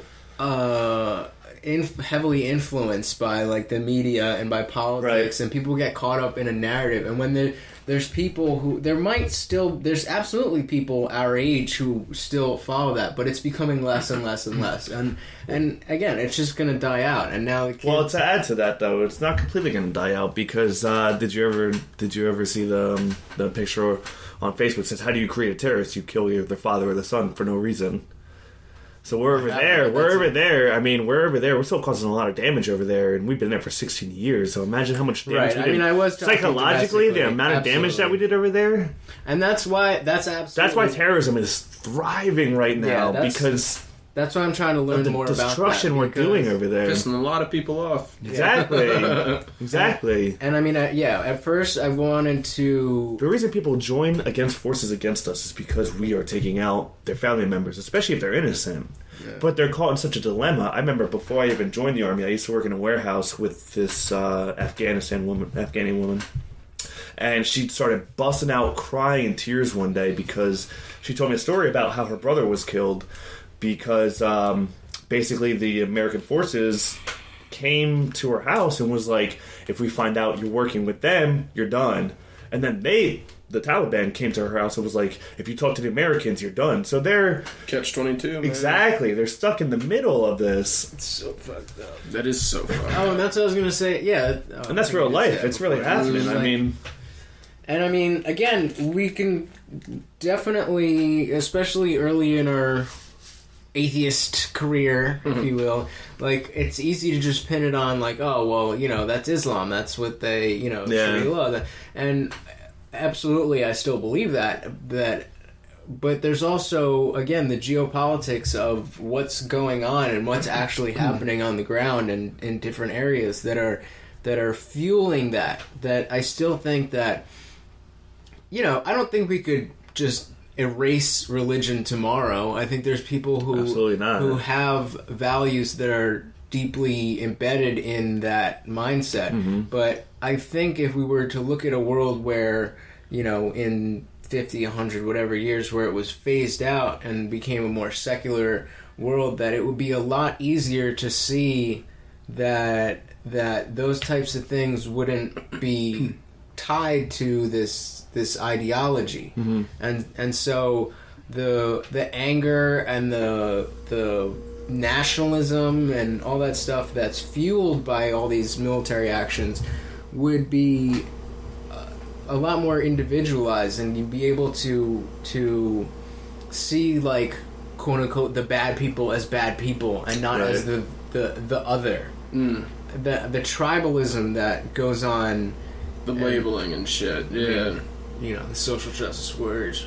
Alex Jones would call me a fucking globalist. The globalist. Dude, Thomas Paine was onto it in fucking the beginning of our country with Common Sense, talking about how we don't need religion, we don't need to make our laws based on religion. And I mean, I hate to be so rudimentary when it comes to the history of it, but just read Common Sense. It's one of the best reads ever. It just talks about how we can have a great society without any of the bullshit. We just gotta not necessarily start. Not. You have it? Do you have it? I might have it in my room, actually. I'll borrow it. Dude, it's not long. I'd love to read it. It's not long at all. He was the one. No, that wasn't him. But yeah, it's just a great book about how we don't need all the bullshit that goes into making our society to make our society what it is. Yeah. We can have. He's not like calling for a utopia necessarily, but he is saying that we can have a good society. We can. It's still possible. Exactly. Still exactly. possible. And he was onto this 250 years ago, or maybe not that long, but we're going back at least 200 years. He was onto this. And the problem with that is that with this super partisan society that we have now, is that in trying to put out that message, one side will obscure. Oh my god! That's the worst part. That's the worst part. Oh, you just want this utopia. It gets wrongfully disseminated immediately. Right. Yeah, it's like when I try to talk about, like, just a basic down the line whatever, like with my dad, who's a pretty straight down the line Republican. He just thinks it's like, oh, that's like pie in the sky. You just think it's going to be utopia and this will fix everything. It's like, no, I'm not saying... It doesn't necessarily have to be utopia. It's just to get better. Like, I'm a fucking nihilist, existentialist. Life's going to suck no matter what, but it doesn't have to suck as bad as it does. Right. And you know what's funny is we were talking about that earlier, about it, especially with this Antifa and stuff like that. It's a bunch of spoiled kids. I mean... Dude, it is... We're watching elitist, self-righteous, entitled. And you know what? Look how they were raised. They got everything they wanted growing up. Yep. And now they realize they're adults. They can't get everything they want. Imagine so now they're gonna throw. Yep, just throwing a fucking hissy fit. Exactly. Yep. That's basically what it is. We're fighting against fascism by not letting people talk and beating the shit out of people and throwing bombs. Being more fascist than the ones who are anti-fascist. So going back to religion, did you guys hear about how Donald Trump? And let me just say something before I get into this. I definitely I didn't vote for Donald Trump, but I wish him the best of luck. I supported him. You know what I mean? I didn't give him any money. I didn't give him my vote or anything like that. Actually, I voted once, and that was for Ron Paul. That was in 2012 when I was in Germany, and I was told that our votes were lost in the hurricane, and I never voted after that. Never voted after that. Fuck out of here. Yeah. No I was like, votes are not pieces of paper anymore that you just fly back to the country. Wow. No. I was told that our votes were lost in the hurricane, so I never voted after that. But, so yeah, I support Trump because absolutely, I want the country to turn around and do better. Now, I'm not gonna lie, my support for him is going way down. Like many Trump supporters. I'm like, what are you doing, guy? Not Andrew Bourne, by the way, who we've had on three times. He stays hard, does he? But, Yep. But what do you? I mean, he just completely abolished the separation of church and state. Oh yeah, He completely just destroyed that, and that really makes that really pushes me to another level because I'm not religious at all. I don't know how many religious followers you guys have. Probably not. Probably not many. Well, that's good. You're pandering right now very well. I'm not religious at all. I think it's just. I think religion was set up as a Ponzi scheme. You know.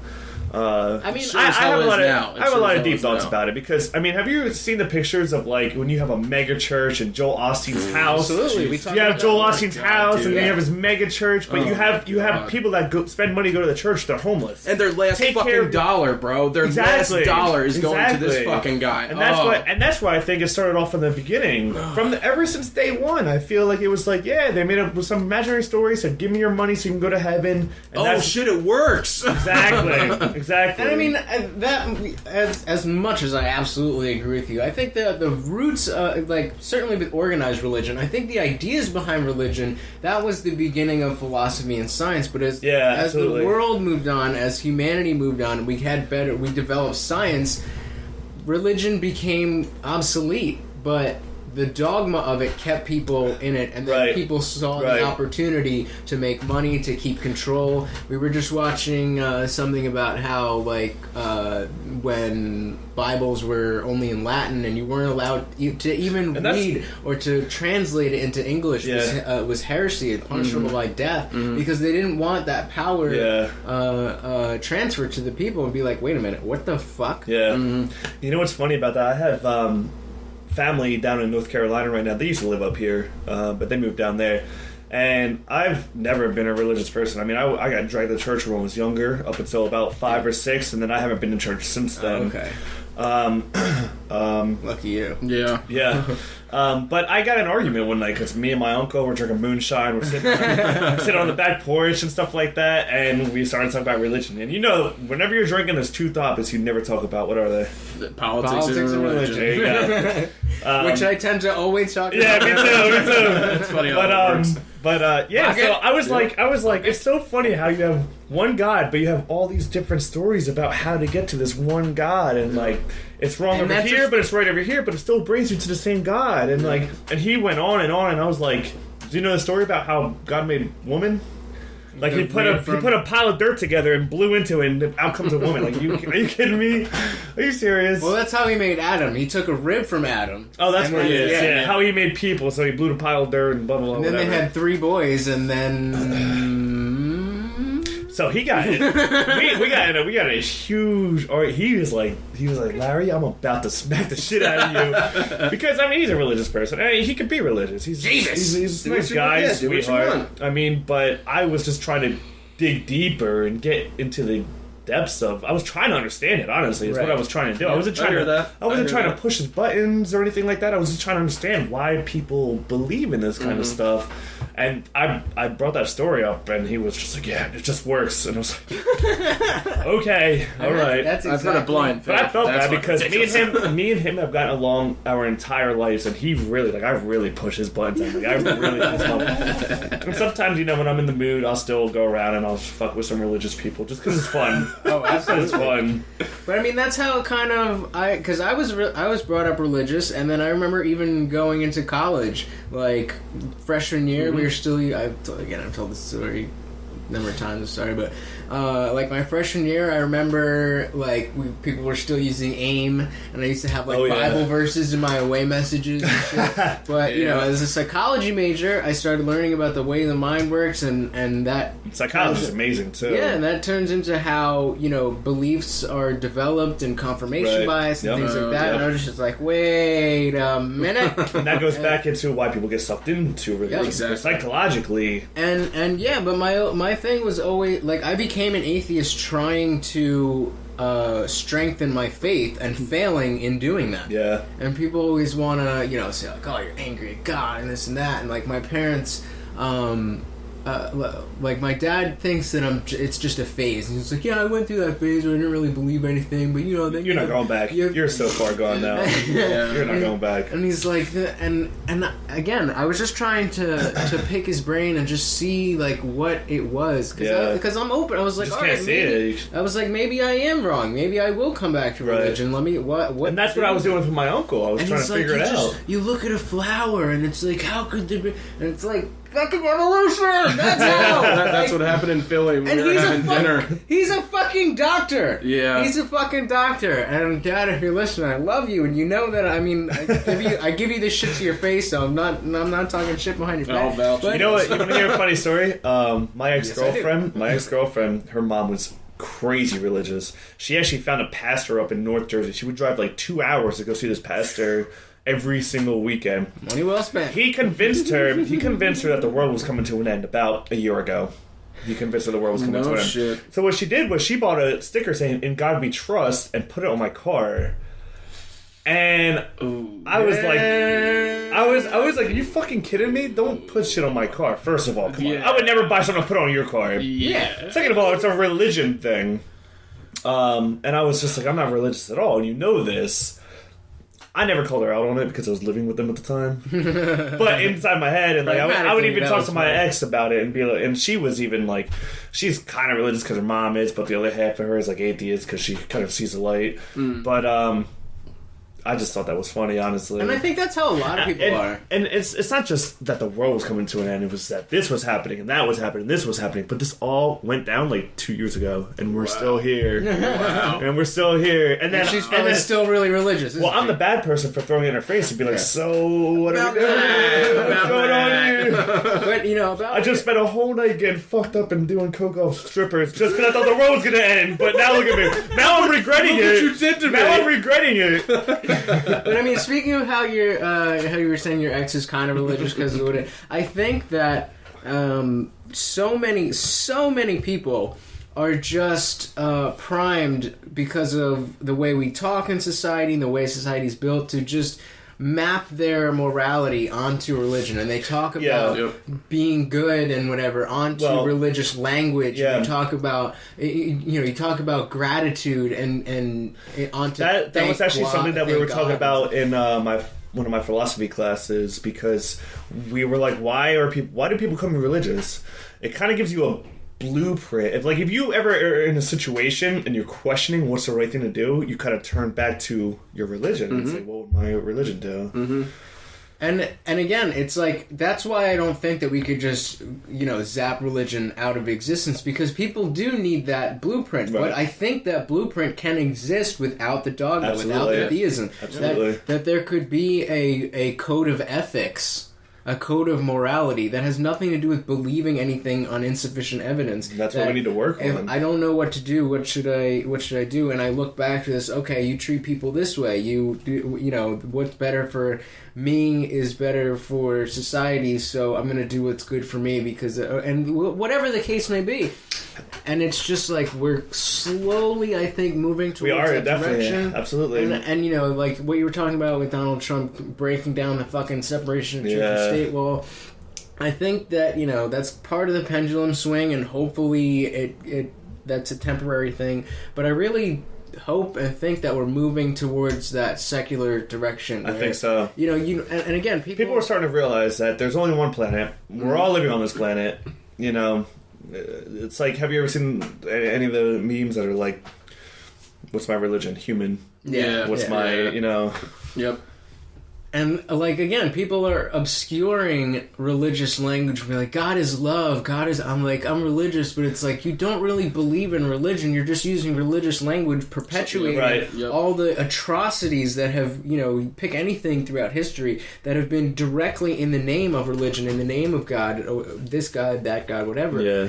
And you're just perpetuating that. Whereas why not, instead of saying God is love, why can't you just be like, love is everything, or but whatever it may be, to make it religious language, I really think it's a linguistic thing. The language is really a big part of why we have a problem getting away from it. Absolutely. It's like a secondary code of law. And that's why we're not only atheists, but we're anti-theists. Religion is a dangerous thing. Talking about that, actually, I remember watching a documentary on Malika. No, not Malika. What's her name? Malia, Malika. Obama? No. Who's the I know who you're talking she's about. a Muslim girl, but she's like for women's rights. Oh, yeah. Malika. It's fucking, I'm gonna look it up. I know it's... You know what I'm talking about. Malaya? Malaya or something like that. Yeah, it's gonna... Malala. That's it. Malala. I remember watching a documentary on her, and she was talking about the reason that people are sucked into that lifestyle is because that's what they grow up in. And one of the main reasons she's pushing for women's education right now is so that she could start to basically just... Half the reason they have those women covered up in dresses and stuff like that is because they're so ignorant, because they don't know anything. Yeah. And that's why she's pushing education, and that's why she's on ISIS's number one hit list. Yeah, speaking of, Islamic or... Once again, disclaimer, we're not saying anything negative. Nope. Nothing like that. I'm saying a lot of negative things. It's not about people, just about ideologies. Right. But Ayaan Hirsi Ali, she was there. Her story is toted all over about how she grew up in Somalia. She was in this super oppressive Islamic society, genital mutilation, all that shit. Yeah. She got out. She escaped to Holland. She actually ended up becoming part of Parliament, and now she just... That's awesome. She just fucking talks about how we don't need that shit, and like people want her dead because she's... The problem is she's not getting enough attention. Yeah. She should be all over. That's what we should be seeing in the news. We shouldn't be seeing these stupid... she has been, but not nearly enough. People don't pay attention. Because we see too much Miley Cyrus or Kardashians or whatever. We should be seeing what they should... Or the Cash Me Outside girl. Oh, God. I kind of stop making stupid people famous. I kind of find her funny, but that's just making stupid people famous. It's so ridiculous. If she was my daughter, oh my God, we both. I got the ruler when I was a kid. The wooden spoon. I got the wooden spoon with the hole in it. That's what I got. Yeah. Wind resistance. Yeah, I know it's fine. Oh, it's. And I mean, the fact is, what's put out your your ideas. How can we change it, make it better? I mean, like you said, educating women is a huge fucking thing. Educating anybody. Educating everybody. But, I mean, women in particular, because this idea of the patriarchy absolutely does exist. I don't think it's a negative thing. There's a hierarchy of the way men and women work, and educating women allows them to navigate through a world that's quote-unquote ruled by men. And I don't think that it's a bad thing that men take one role and women take another. On the average, you have plenty of women who break the mold and are more in traditional male roles, which is awesome, and vice versa. But yeah, definitely educating everyone. And then just talking openly. When we were at Reason Rally, and David Silverman was like, if you don't believe this, you're a fucking atheist. Scream it loud. Be an atheist. And we kind of are taking back that word, and it's taking it back.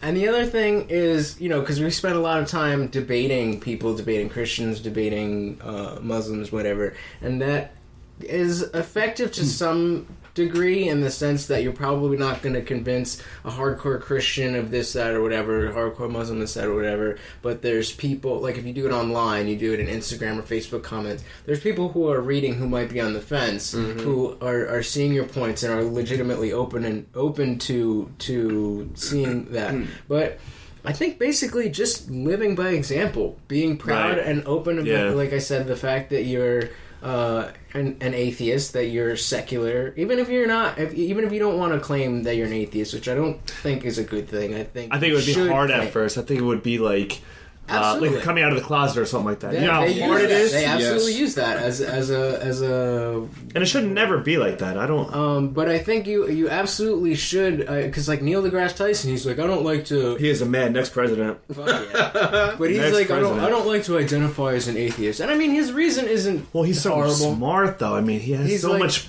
Well, he says he doesn't like to identify as an atheist because people paint you in a certain way when you use certain words. But the fact is, that's precisely why you should identify as an atheist, to demonstrate the fact that atheists don't necessarily fit in that box. But then again, being identified. You know what? I have a question though. Why does he have to identify as something? I look at Neil Tyson as Neil Tyson. I don't look at him as Neil Tyson scientist. I don't look at him as atheist or anything. Well, Richard Dawkins often says, hopefully we should, like, you don't have unicornists. Like, it's just accepted that you don't... Am I going to have to identify as something one day? Because I don't identify as me. That's the point I'm getting at, is that eventually atheism shouldn't be a word. Like, it should just be understood that we don't believe... Like, we don't have atheorists, we don't have Zeusists, because it's just assumed that you don't believe in that. And the point of coming out and identifying as an atheist is to set the tone that we can... That atheism is a far, reaching wider and wider, and eventually just becomes meaningless. It just means, you're a person. It's just an everyday thing. So, and so as long as some people don't that want to... That will never happen as long as religion has such a stronghold on the world. And that's the other thing, is that because people identify as Christians, people identify as Muslims, people identify as Okay, I see what you're saying now. So to just say... Kind of counterbalance it. Exactly. And to the point with the end goal that we don't have to identify. But right now I think that we do, because we have to set that example that religion is not the end-all, be-all game in town for morality and for community, for love, for charity, for, do you know why I laugh at this? Because I know that back in the 80s and 90s, you saw your religious people and you saw your atheists, but it was never you have to identify as something. Now it's like you have to identify to make it seen that there's other ways of looking at things. And you know exactly. And people get But this whole I have to identify as something is also pissing me off too, because like I said, I've only been to church up until I was like 5 or 6 or something like that. I just never got into the whole God, this and that. I hated Sunday school, and I hated... And that's the other thing. A lot of people talk about how... But I've never identified as it. Like, you know I mean, what I mean? I've been through some... The church but you definitely make a good point there. You definitely make a good point there. So I'm fucking proud to be like, fuck you, Christianity. Because I've gotten some... This kid used to listen to deathcore and shit like that. Hey, there's Christian metal. One of my favorite bands is still a Christian metal. POD? I did used to listen to POD. So, everyone did. Fuck yeah. Everyone did. No, but I was like, dude, I got in trouble. Every day's a new day. Dude, I got in trouble in elementary school because we used to, like, every once in a while, like every Friday or whatever, we would just like do running in the gym, and like people took turns bringing in music, and I brought in POD because it was like heavy rock. I got in trouble, and they were like, "You're not allowed to bring in music anymore because this is whatever." I was like, "This is like, are you kidding me? This is such a positive message." Yeah. But oh man. It's such a fucking mess. I agree with you, absolutely. I didn't really believe in identifying as anything, and that's why I like talking to people, is because I love getting other people's opinions, and that's I think what makes you a person. That's what makes you not ignorant. You know, the worst thing in the world is to be ignorant. Fuck yeah. And you talk to different people, and if you listen to them, you become more rounded as an individual, and you get so many different points of view, and you say, "Oh my god, I like that." So up until right now, I didn't believe in identifying as anything except for myself, because I'm me. I mean, that's all I am. But I definitely agree with your point in identifying as an atheist. Wait out, we got one. But I'm not gonna go out there and be like, oh, I'm atheist, become an atheist. You know what I mean? But I am gonna be like, I'm still gonna argue with you about how human became a thing. I did not come from a fucking pile of dirt. Yeah. Well, here's the other thing: is that this applies. This goes back to music. Is that a lot of you? I'm sure you've seen that at events, music events or whatever. It says "fuck genres, let's dance." That's a pretty common sign. I've never seen that, but that's interesting. And I like the sentiment behind it because there's a lot of fighting about which is better. Just go, that's shit. Which is another fucking stupid. There's not something bigger going on in the world. The idea behind the labels and labeling genres, if we're talking about music, is not to create a hierarchy, but is simply to categorize for the sake that, okay, I like dark techno, so that if I want to find more music that I like, I'm not just gonna be like, well, I don't believe in genres, I just like music like this. It's so like bring it back to like our philosophies. I'm not just an atheist or just an anti-theist. I'm also, as we found out when we did an episode with one of my philosophy professors. That's cool. That was awesome. I'm an absurdist. I'm an existentialist. Yeah. I'm an annihilist. So what kind of philosophy do you identify with the most? Utilitarianism. That's a hard question because they're overlapping, and there's a lot of different things, and there's not one that I think has the answer. You know what? That's exactly what I asked my professor. I was like, so if I believe in a little bit from this and a little bit from that and a little bit from that, what do I identify as? He was like, well, all of them. Yeah, I guess. There's. I mean, utilitarianism believes in what creates the most happiness over unhappiness. Yep. Yeah. Yep. But then you also have virtue ethics, which is like where you should just automatically know it. Then you have like what's another one that you have? What's the one with God is all knowing? I don't fucking know. Divine command theory. Divine command theory. God is all knowing. Anything that God says is right. Yeah, so if God then you have environmental ethics, and then you got this and that. And I'm just like, I believe in a little bit of everything here. Yeah, I just believe in whatever creates the best life for everybody. And that's the idea. What we talk about a lot with, first of all, freedom of speech and the marketplace of ideas is that all these ideas should be intermingling, and the best ones should be argued and discussed and talked about.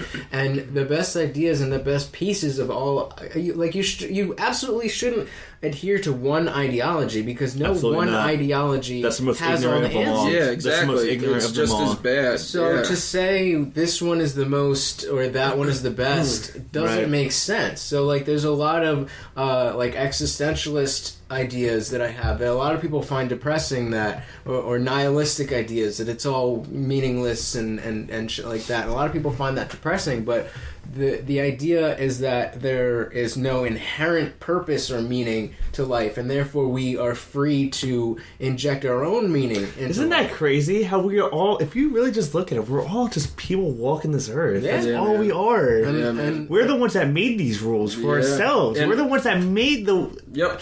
We did. And you know what? Ourselves. I remember being a little kid, and my mom like explaining some kind of law to me, and I'm like, "What? That's fucking stupid." She'd be like, "Yeah," and I'm like, "Well, why don't we change it?" She's like, "You can't just change it," and I was like, "Bullshit." Why the fuck not? Bullshit. Yeah. Bullshit. If there's something we don't like, we could just change it. Why? You know what I mean? And she was like, "No, it's just not that easy," and I'm like, "Yes, it fucking is. If it's better, then we can just change it." Not, but it should be. It should be, and that's what I'm saying. And it's that's why, like, I've listened. We made these rules. We as humans made this world the way it is. And it's so crazy how we got so ass backwards. That's like the picture of the ape going into the human and the human saying, fuck it, turn around. You know what I mean? We fucked analogy. up. That's a great analogy. And, like, I've been listening to, as this whole like fake news phenomenon has been going on, I've been trying to get a wider scope of sources and ideologies and things that I listen to, and I've listened to a lot of like libertarians. And libertarians are cool. The idea that we should be self-governing and that the government shouldn't have this power. They were never meant to. And and like, because again, I was saying how we were Bernie supporters, but again, that idea of the democratic socialism would have been, and I mean now I'm well, okay, let me get one idea out of time. Like that idea, that concept would have worked under Bernie because of the way that he laid it out. And the fact that that he didn't win and now people are still trying to talk about it is where we get these ideas, this Antifa mentality. Yeah. And I mean, I just agree though. Socialism doesn't work. I mean, we see that right now. Look at Venezuela. That was my second point. Is that now I'm learning that maybe Bernie would have had it right, but Bernie's gonna fucking be out of office, and then the next person is gonna take advantage of this. I'm just so sick and tired of politics in general. I mean, everyone acts like they want to be your best friend and your fucking awesome leader, but nobody's helped us ever. Like nobody has helped us. And so then I think about these libertarians who are like, instead of having this, what's like, all right, Gary Johnson, the libertarian. Yeah, I was listening to I think his name is Brandon Marshall, the guy who ran against him in the primaries. Brandon Marshall from the Denver Broncos. I was going to say the Jets. Brandon something. I don't know, but I definitely supported him too. But he definitely seemed like he knew what he was talking about. Well, except for Syria. But I don't know his idea on Syria. I don't know. They were just like, what are your thoughts on Aleppo? And he's like, what is Aleppo? Oh, really? He's just like, no! There it goes. Wasn't ready! There it goes. He wasn't ready. But it's like, alright, their big thing is they want to get rid of the EPA and the FDA. That's fucking stupid. Well, that goes back to environmental ethics. Okay, We're but the nothing idea without behind the world. it, which was explained to me, which makes sense, is that, you go back to free market capitalism, and it's like, if you're selling shitty food, then people aren't going to buy your food. If your company is polluting the earth, we have smartphones and social media, everybody's aware, people aren't going to support those companies. They are. All right, that makes sense. However, because we're in a corporatocracy now, where there's corporations, the and world there's not belongs to corporations. there's not personal That's responsibility responsibility anymore. That's where we're if wrong. we had been libertarian all along, I think that would have been perfect, because you're right. Or he's right. That those concepts would have worked. But to now try to implement that, where these companies have unlimited funds to cover this up or fight that or twist the narrative or... one of the reasons I like Trump is because he abolished a TPP. And that... Trans-Pacific trade, something like that. It was basically selling everything on the Pacific Ocean to corporations and giving them complete control over the government, what goes out, what goes in, all that kinds of stuff. And he did abolish it, and I like that about him. I also liked him because he didn't need outside money, and I don't really know word by word, or I don't know the details, but he didn't really take outside donations. I mean, he didn't need it because he didn't need say some ridiculous shit, and then he's fucking on the news all day. I was again after. You know what? I always thought about running for president, but I know I would never make it because. First of all, I got a mouth. I'm from Jersey. I'm from Jersey. I got a mouth. Trump did it. He did do it. The Rock is fucking talking about running for president. Man. Yeah, I heard about that. Trump could do it. Anybody, literally, seriously, anybody could do it. This is fucking idiocracy. Yeah, we're gonna start spraying Mountain Dew on our plants and shit like that. And here's the thing: we were very adamantly against Trump the whole time. We didn't take him seriously until the very. I liked everything he said. Well, you know what? I'm also a veteran. He takes really good care of the vets. Well, that's one of the biggest. That was one of the biggest things. But that's what he said. But wasn't there this huge thing where he didn't go to one of the debates because he was having a fundraiser for the veterans and then never gave whatever organization it was any money? The thing is, I never heard about him not giving money. Yeah, that was a huge story where he skipped one of the CNN debates because he was having a fundraiser for, I don't remember exactly what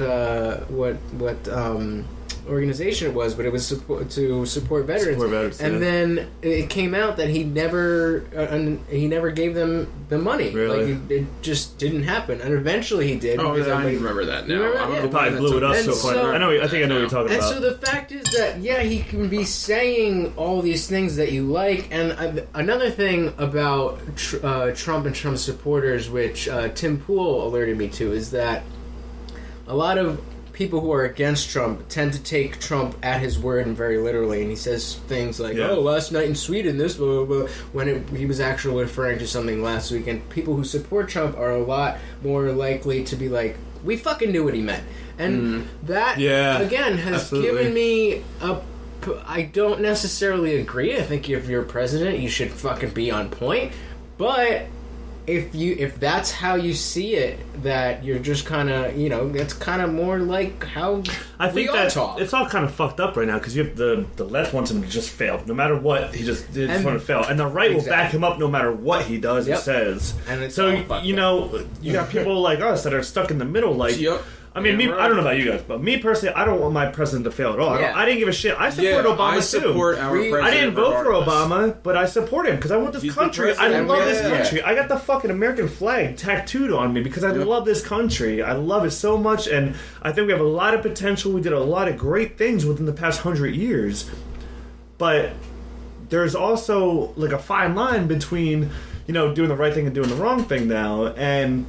Yeah, and there's so much more that we could do. Like one of the biggest things that pisses me off, and it's not Trump, it's not Obama, it's not Bush, it's every single president since like fucking 1950s. You know how much money we spent on war itself? There's a saying that we've been a country, oh my god, I don't know, 250 something years. We've been at war for 230 of them. Yeah. Yep. Do you know how much money we fucking spend over there? Why don't we spend that money on ourselves? Yeah. Take care of our own. Everyone's like, oh, we need to help the Syrian children. Yes, we need to help other people. We need to take care of ourselves first.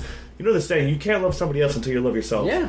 We need to we have so many issues here. And that's why if we just take 4 years and focus on us, that's what we need to do. And that's another reason that Trump got a lot of people. But then, of course, you'd have all the Democrats being like, "Oh, this fucking guy doesn't care about whatever." Yeah, and it's like, and I think it's also become more of like a Republicans who are making money off the defense contracts. Right, who want to, right. It's all like greed and money now. And that's the thing. Bullshit. Everything's so simplified. It's that we should do this, we should do that, but it's so fucking complex at this point that's where the libertarian ideology becomes appealing. It's because. It's not that I think that universal health care or free public tuition is a bad thing. I think that those things it's an awesome thing. But then you talk about, and this is not something I would have realized. This is not something I've realized or thought about or was introduced to until after like the election and all that stuff. But you talk about giving the government your money and then letting the government distribute it as they see fit. It's like, well, the government doesn't ever have your best interest at heart. Government's not your fucking parents. So then it kind of changes the conversation a little bit. It's like, yeah, well, I mean, it would be good. I think that if we... But is that really how it would turn out if we decide, okay, free public tuition, we're going to raise taxes for this? And then it's like... I don't mind because I don't a lot of Canadians, a lot of Europeans European countries who have universal health care. They're like, we don't mind paying more taxes for a sick person who can't take care of themselves. Right. Like that's what you should do. That's your countrymen, whatever. But you look at the American government and you look at the American tax system. It's like, would it really be going to that? No, exactly, and that's one of the biggest issues that people have. Well, that first of all, second of all. I mean, I don't know if you guys heard about the $13 trillion the Pentagon lost last year. $13 trillion. No, I know. I'm not. What's the word? Familiar. Why did that? I don't. Like I said, I don't know how true it is. I mean, it's a story that I read. Fake news. Wrong. But I mean, if you think about it, if there was $13 trillion that we lost. First of all, air quotes. I'm doing air quotes for people that can't see. It happens all But not only that, but think about the trillions of dollars we spent over the past 16 years at war. If we spent more money on education and healthcare and food and this and that than we have on war, then we'd be the whole world would be in a better spot. And it's just sad that we would rather be at war than in education or healthcare or something like that. And that's why I say, like, I believe in, like, yeah, everyone should have free healthcare. So everyone should be taken care of. So you said you supported Trump because you liked the things he was saying, and he was definitely talking a non-interventionist presidency. I supported him mentally, not with money, not with a vote. Right, but you were like, all right. I hope he does right. I hope he does good. But, a lot of the things he talked about, he's not following through. Yeah, and that's another thing that's like... And a lot of people like us specifically were talking because we had this one guy we were talking about who is a big Trump supporter. We had him early in the race when there was a lot of different candidates for the nominee. Then we were like, all right, he's not going to fucking win the nomination. Like, come on. Yeah. I really didn't think he was either. I thought then he won the nomination, and he's like, all right, if he wins the nomination, you have me back on. And we're like, fuck, shit, he won. All right, we have him back on. And then we were like, all right, dude, he's not gonna fucking be the president. And look at you now. And then, so we had him on 3 different times, and so after that, and even still, he's all about it, and it's like. I think that you need to come around. I mean, I get pride. Yeah, your president won and blah blah blah, whatever. But if he's not doing right by the people, then he's not. And again, we're not saying we want him to fail, but my point is that we were saying like, look, you believing all these things that he's saying. And you're supporting him because of now it's become a game. Now it's become a game. But all along we were like, dude, you believe that just because he says that he's going to do that, right? And I've always been that kind of skeptical person. Always been that kind of skeptical person. And I don't know what the answer. Like a lot of people are, who voted for him don't support him anymore. And it's just like, well, dude, we fucking said he was lying the whole time. What the fuck did you think was going to happen? And again, but I mean, how far does your word go? Because Obama lied about a lot of things too. Bush lied about a lot of things too. Any president you look at, every single president lies about everything. Yeah. That's because politics has turned into a game. That's absolutely and people are so sucked into games now. Look how many people turn on the Super Bowl or watch the World Series or watch the playoffs. I use that exact. You know what I mean? It's the same exact thing in politics. Have you ever seen The Campaign? The show? Campaign, the movie? Yeah. That's the absolute truth. That's the absolute. It's become such a fucking game now. It's a show, man. It's a damn. And people are so sucked into it, just like they're sucked into the football game or the baseball game. Why I think the argument is more relevant with Trump is because he specifically said he wasn't going to play that game. He wasn't going to do that, and that is a particular reason why people supported him. And it's like, Obama did the same thing though at other points. Obama did the same thing. He didn't say that, but he did that with points. That's a fair point, but again, it's like that doesn't make it any more right or wrong for Trump. Right. And if you knew that he was just a typical politician, because most of Obama's administration, I wasn't too into politics. It was more towards the end where I was kind of supporting him, but I didn't really know much, and then it became the election season, and I was like, fuck Trump, and all this. So I can't really speak to that too much, but I think that's the story for a lot of people across a lot of different age groups, is that Trump and Bernie both kind of elicited first-time voters. What am I trying to say? Not just voters, but people who are interested in the race in the election for the first time. And so, whether or not Trump did or Obama did this, whether or not Clinton did this, whether or not Bush, whatever. The point is, they're not running anymore. Right. They're not president now. Trump but they still have interests. They still have interests. They still have money. Yeah, fucking Obama just got 400,000. Everybody was like, "Oh, all the Republicans were like, oh, fucking Hillary taking $250,000 to talk to Goldman Sachs." Fucking Obama turns around, takes fucking twice that almost. Yeah, and it's like, honestly, and I was like I said from the beginning, I wanted Obama to make this country awesome. And I was never totally like, once the "Not My President" protest started, we were like, guys, no, we hate him too, but no, that's no. Yeah. And then that just snowballed, and now we're at fucking Antifa, where people are black bloc. Oh my God, it's ridiculous now. It's so. And so I was telling my dad that I don't really think that my politics have changed too much. They definitely have, but I don't think they've changed too much. But I think that society's dashing to the left. What do you guys think about not more or less presidents or prime ministers or leaders of countries, but the global elite in general? What do you mean more specifically? Like the wealthiest people in the world that run the banks and finance wars. And those are the people who I think and stuff like that. Those are the people who I'm talking about David Rockefeller, and the Rothschild. And those are definitely the people who have way more influence than any one president, anyone. Who's the one that just died? Soros. Yeah, he was the one. Didn't he? Was that him?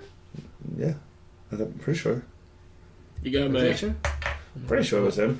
But yeah, he was one of those people that would finance both sides of the war and it's a damn racket. it's like no matter no, who, it wasn't him. Oh yeah, it was him. Was it him? Where's the page? Maybe not. Wikipedia solves all. David Rockefeller just died. That's Rockefeller, there you go. Just died. Yeah. Rockefeller. But Soros is known for spending money to cause conflict. Absolutely, and that's the whole divide and conquer. The mainstream media creates these conflicting narratives. He pays for the mainstream media to do shit. Yeah, and everything that you know, your whole entire life, your media, everything like that is all construed. It's all construed, and it's also that they can perpetuate the wars that are, and that trickles all the way down from the wealthiest down to the Muslim migrant that just blew himself up because that's what he was told to do. Yeah, at 4 years old, and that type of getting real. That's getting real deep. That type of underworld. You don't even know what to say. He's speechless. Yeah, he's speechless. It's such a huge machine that it's like, how do you? It's such a huge machine. That's all it is. How do you do anything about that? How do you? You can't, because if you even try, you're gonna get found up dead. Yeah, right. You're gonna wake up dead. Yep.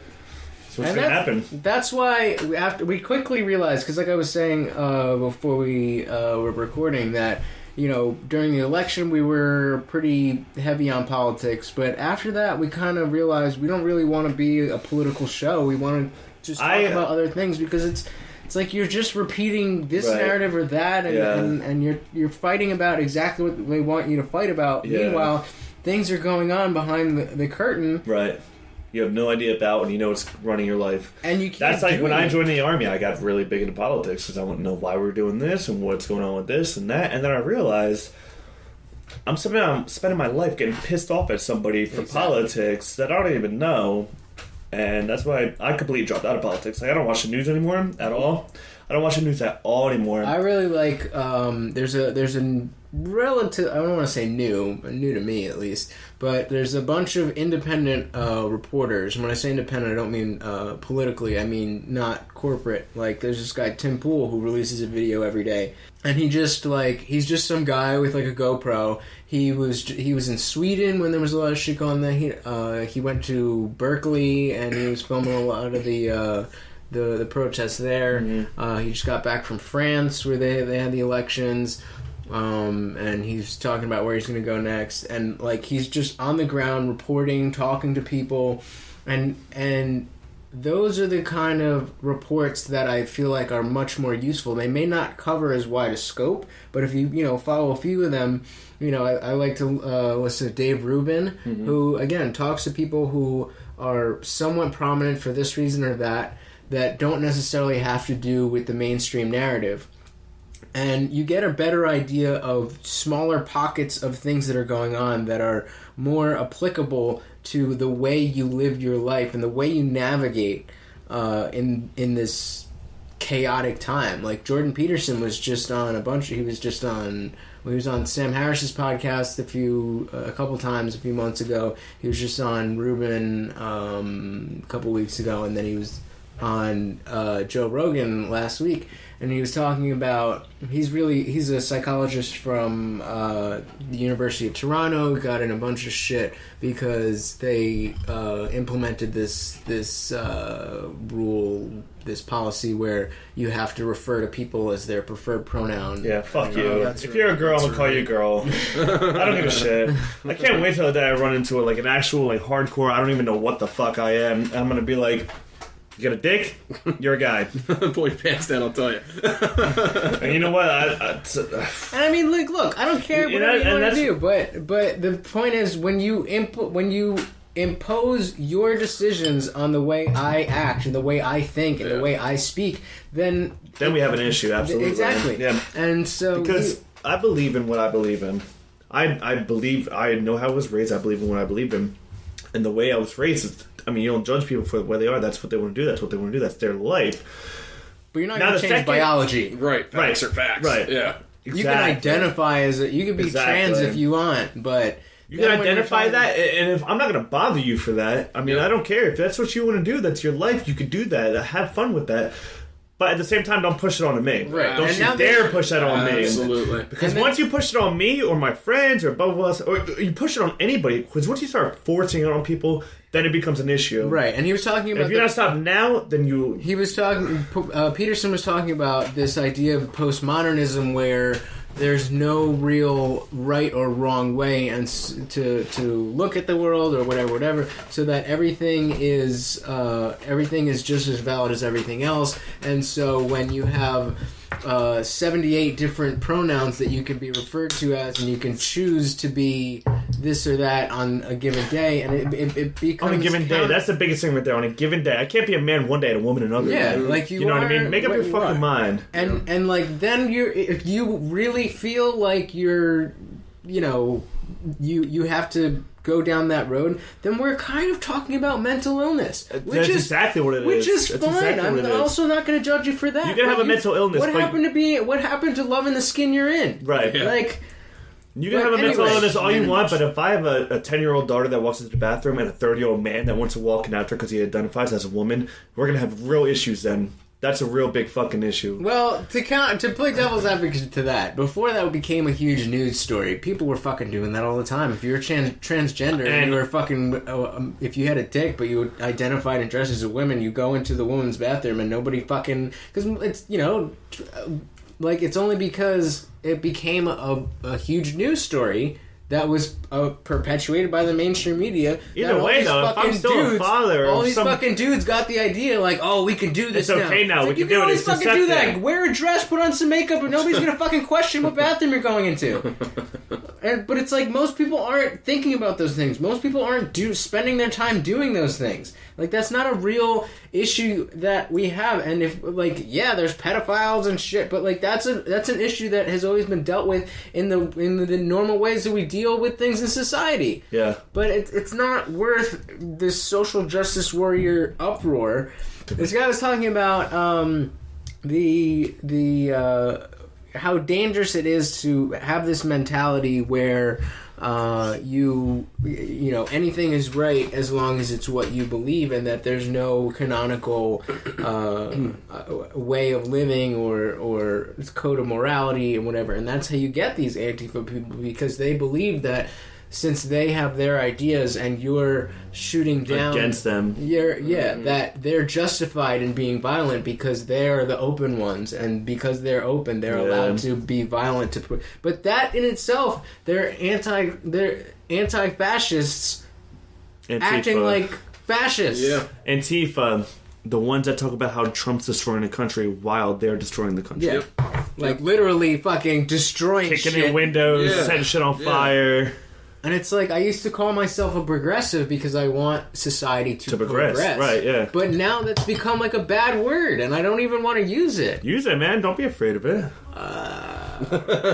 Just like we're not there being yet. an atheist. Just like being an atheist. There's some work to be done to take it back first. Because there was, atheism used to Why? be... If they can say that I'm Antifa, why can't you just say that? Because you're afraid of backlash?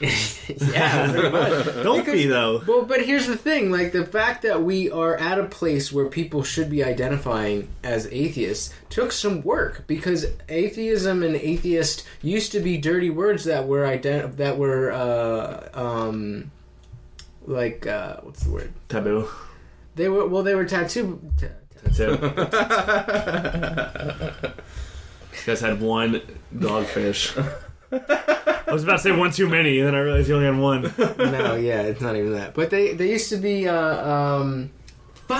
like ascribed to something else. Yeah, militant atheism. Yeah, and that used to be that. Okay, I see what you're saying now. You know what I mean? And so it took militant Antifa. Yeah, and that it took work. It took people like your Sam Harris's, your Lawrence Krauss, your Richard Dawkins to go out there. Your fucking Christopher Hitchens to go out there and talk about how this is about a greater morality. This is about what's right, and not by doing what Antifa does, by debating Christians, by debating Jews and Muslims and religious people, and debating moderates. And that's saying, the best thing I love, debating. But you have to debate intelligently. You can't just argue like a dickhead. Yeah, and debate intelligently. These are scientifically minded people. But you can't debate with that team because they'll burn your house down. They don't. Well, militant. This was the other thing that Peterson was talking about, is that even to talk about their ideology is inherently not part of their ideology. That's like to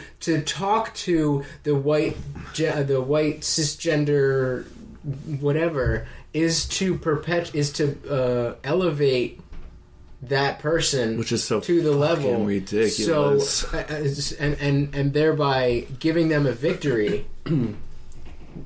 And it's like that, and that's why they just resort to violence. Is because we're not going to talk to you fucking fascists. We're just going to just like, punch you in the face instead. No. You're making yourself look so bad. Playing right into the right wing narrative that makes that side strong. That makes the racism stronger. That makes the transphobia, whatever it is, makes it stronger. Which makes it, and it's just a fucking downward spiral. Honestly, I do see us coming back around, but maybe within like 10 years. Yeah, I think it'll take. Because I think at one point we're gonna have enough. People are gonna have enough and be like, something's gotta change. And that's not gonna happen for like another 10 years. And then once that 10-year mark comes, then it's gonna start coming around and people are gonna be like, oh, hey guys, hey brother. Yeah. You know what I mean? Hopefully. It's just really sad that we got to this specific place where we are now. It's almost like we need another shot heard around. Let me tell you something. I fucking hated my parents growing up because they raised me. The way they raised me was tough. I was tough. I mean, it was, if you want something, you have to work for it, and if you want to cry, you go to your room, and if you want this, you know what I mean. You're like, we'll take care of you. Don't worry, we got you. And then growing up in the military is also the same thing. If you want to bitch about something, we're gonna give it to you 10 times more. Like if you know what I mean. Oh my god, we gotta do push-ups again. Oh, you don't want to do push-ups? Let's do some push-ups. You know what I mean? Let's do it. But now I look at it, I'm so grateful for it because I feel like that I mean, I don't want to sound like a boast and a brag or anything like that, but I feel like I got my head screwed on pretty straight. Yeah, I don't got the balls to do it. I feel like I got my head screwed on pretty straight, honestly. I feel like the way I was raised, it was tough growing up, but it made me into who I am now, and I'm not Antifa, and I'm not. And you're allowed to be fucking confident and proud of that without being pretentious and have your head up your ass. Yep. Like there's a like we often say, I mean, it doesn't necessarily apply to this, but like we're elitists and we're not sorry. Yeah. Like I mean, usually it's when we're talking about like music and shit. Yeah. But I mean, it applies to other things. But at the same time, you don't want to be ignorant. You don't say I'm the best and this is how things are going to be. What? Wait, say that again. You don't want to be ignorant about it, though. Right. Exactly. And that's you should be proud. No matter what, you should be proud of what you're doing. And that's why our whole thing with AweReally is believe nothing except that anything is possible. So we can. I love that. That's awesome. Well, thank you. Who came up with that? I think that was all you guys probably right? smoked a bunch of weed one night and was like the old days, the good old days. Got tattooed on him. Yeah. Got it. Believe nothing. Anything's possible. He's made a complete 180 this morning. Dude. He went from hardcore to straight edge to sitting here drinking a beer, talking about atheism. I still listen to hardcore. I still listen to metal. Yeah. I'm not straight edge. I'm not Christian. But I met you in your transitioning phase. Yeah. For sure. Well, I guess we met each other in our transitioning phases, probably. And I feel like I guess a lot of people just maybe they're not there yet. Maybe they never are mindful enough to think that they should have a transitional period, and they just go on that track and then just mindlessly go into the abyss. Man. Psychology. Well, see, that's why I think we're at the place where it's like we almost need another, to be cliche, shot heard around the world, just so everybody just takes a smack to the face and it's just like, oh shit.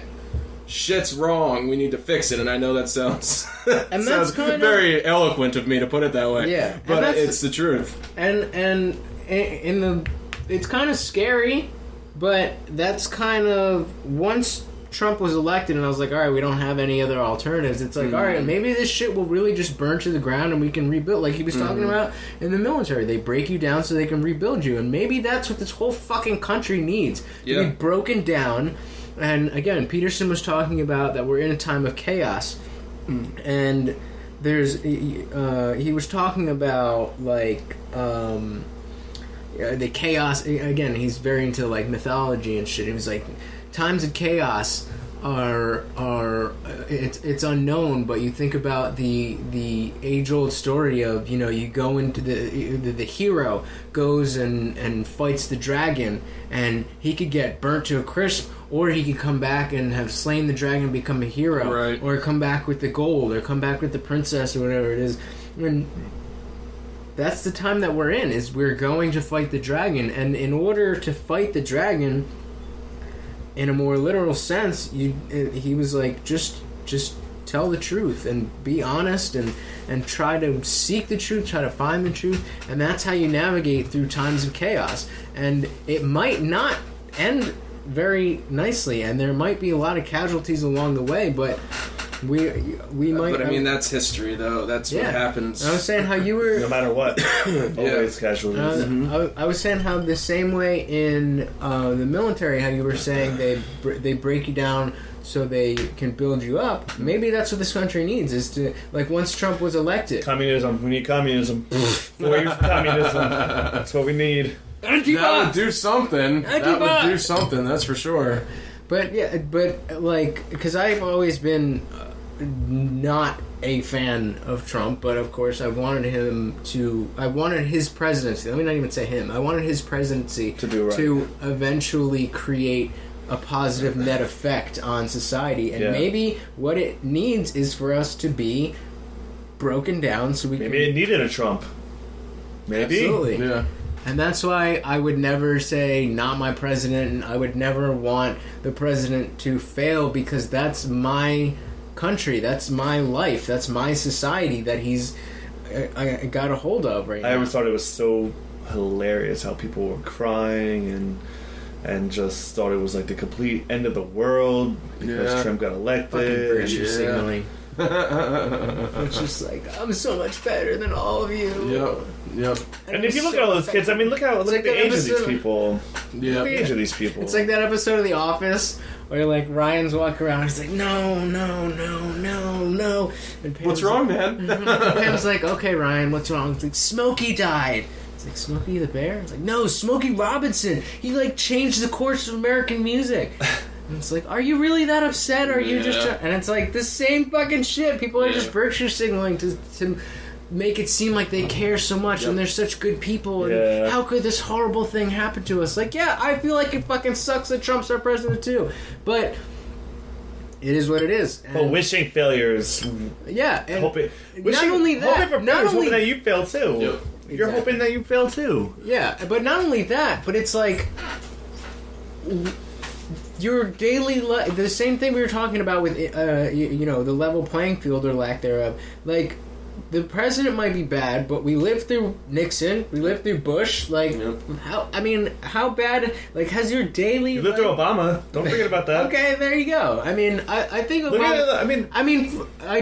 There's definitely some shady fucking shit Obama did. Yeah, the NSA. But there you go. The NSA. There was a lot of military action under Obama. There was a lot of shitty shit that you don't know about too. Especially, I was in Obama's army. I mean, the fucking. I mean, okay, this is another story, but I did hear a good case for torture techniques, but that's a different story. But anyway, like we lived through all of that. And it's like, again, I mean, I'm only, well, I was about to say 24. Holy shit. Jesus Christ. Shit. Why 24? I don't even know. I don't even know. Anyway, I'm 27, and none of, like, those presidents, the change of presidents, the actions under each president, they haven't really changed my life that much. And I understand that there are people who have been affected directly by these decisions, but society as a whole, like, that's always going to happen. No matter who's president, no matter how good things are, people are going to get the shit under the stick. And I think that like, if you just focus on yourself, you'll be able to, like we were talking about, in these times of chaos, we're that hero, that potential hero fighting the dragon, and we can either get burned or we can come back with the girl or the pot of gold or whatever the fuck it is. But you have to navigate your own path, and shit has been shitty before. Yeah. Yep. So whether you believe it's shitty now or not, either way, you have to navigate your own life. Right. And if you really sitting there crying and destroying cities is not going to make your life better. Exactly. Right. It's not going to make your life better. Why don't you go out, get the education, get the job, make the difference? Exactly. That's what it is. Speaking of get the education and get the job and make a difference. Well, don't go to Berkeley, because that's what Definitely don't go to Berkeley. Don't go to California in general. Fuck California. I mean, I kind of want to check that shit out. Why? It seems like... He just wants to go start shit. I don't want to start anything. They just got legal weed and nice weather. He wants to be like, I'm a Muslim Christian. So, as I don't know if you know, you were asking me about the hardest thing I just did in my life. Well, I just ended a 2.5-year relationship with my girlfriend. Oh, yes. Yeah. That's kind of what... The love That's of my kind of what I life. assumed, because you put up a status like, "Oh, that was the hardest thing." Yeah, it was I bad. assumed that It was a bad so breakup. please, I miss her a lot, and I really wish that there was kind of more effort on both sides. But God, do I hear that? I have to accept the fact that it's over, yeah. And I think one of the things that every man does after he, loses the girl that he loves is tries Fuck to a random bitch. focus and check I was waiting for and check. But I think that people want to, men especially want to focus on themselves and try and figure out how to make themselves Absolutely. better. So, if you don't mind, I kind of want to take this conversation from politics to personal development. Yeah, definitely. Personal development. So, I actually got Better introduced than to. that. I actually got introduced to personal development to one of my buddies in the Army, and he completely. I didn't even know personal development was a thing until he showed me, these books. I was reading these books, and basically how to build yourself up as a person. So. I'm turning you on to Sam Harris. Yeah, basically. Losing my girlfriend was... it's horrible. I mean, I'm devastated. I love the girl so much, and I feel like there's a lot more I could have done. There's a lot more I should have done. I don't know if we're going to get back together or not, but I would definitely like to at least get together and talk. I don't get into too many details about it because I have a problem where I know exactly what I want to say, but I don't know how to say it without coming off aggressively or offensively. You know what I mean? I don't get too much into it, bro. I could definitely help you on that. but I want to talk about personal development. And, I mean, what do you guys think about it? Like, what are some ways? Well, maybe your listeners can, I comment with some thoughts or something like that. I definitely, I hear what you're saying, because I was in a long-term relationship in college. I haven't really been in a relationship since, and, I've changed and grown and become, I feel like I wasn't really that much, and I mean, I was younger, I was, in my early 20s when that relationship ended, so, how much of a person is anybody at that age, but... I mean, I guess you were fucking traveling the world and shit. Yeah. But, I mean, the whole atheism thing, I mean, I kind of lost my faith, but I wasn't really about anything. I'd been learning about psychology, but it was more for career-wise. I'd gotten into philosophy. Since then, I've gotten into different aspects of politics since then, and I definitely think that I never would have had the desire or even really need to look inward. And that's the most important thing, is looking inwards. Mm-hmm. I honestly feel like dating this girl was probably one of the best things that happened to me. We had so much fun together. I mean, we lived together. We went on vacation together. I feel like we had so much of a connection, and it just kind of ended like that. You know what I mean? And after we broke up, well, basically she stopped talking to me about 2 months ago, and I waited for an entire 2 months for her to come around and this and that, and then finally last night it was basically just all right, Facebook official, change the status, change the picture, this and that. That whole rigmarole. But when I'm talking about right now, we're what are some good books to read to build yourself back up? I feel like I'm torn down to the root. I kind of lost myself in this relationship. I really did, because going into this relationship, I was a strong, independent, good man. I just got out of the Army, blah blah, this and that, whatever. Now I feel like I'm just sitting here. I just got a bartend job. I'm an honor student. I've always worked on my grades, but it was hard to keep my grades up, honestly, because I had this girl on my mind 24/7. So I want to start filling my mind up, and I've done this before. Actually, my last girlfriend broke up with me, a German girlfriend, I would just start filling my mind up with everything good, like just reading books, watching intelligent videos. Right. Yeah. I mean, that's all kinds of stuff. I mean, the first book I recommend so what would to you everybody, guys, regardless of where you are in your life, is this book that fucking changed my shit. Is this book called Waking Up, A Guide to Spirituality Without Religion by Sam Harris. Can I borrow it? Do you have it? I think I have it. Yeah, it's here. It's got to be here. I might have lent it to somebody, but either way. Get that shit back.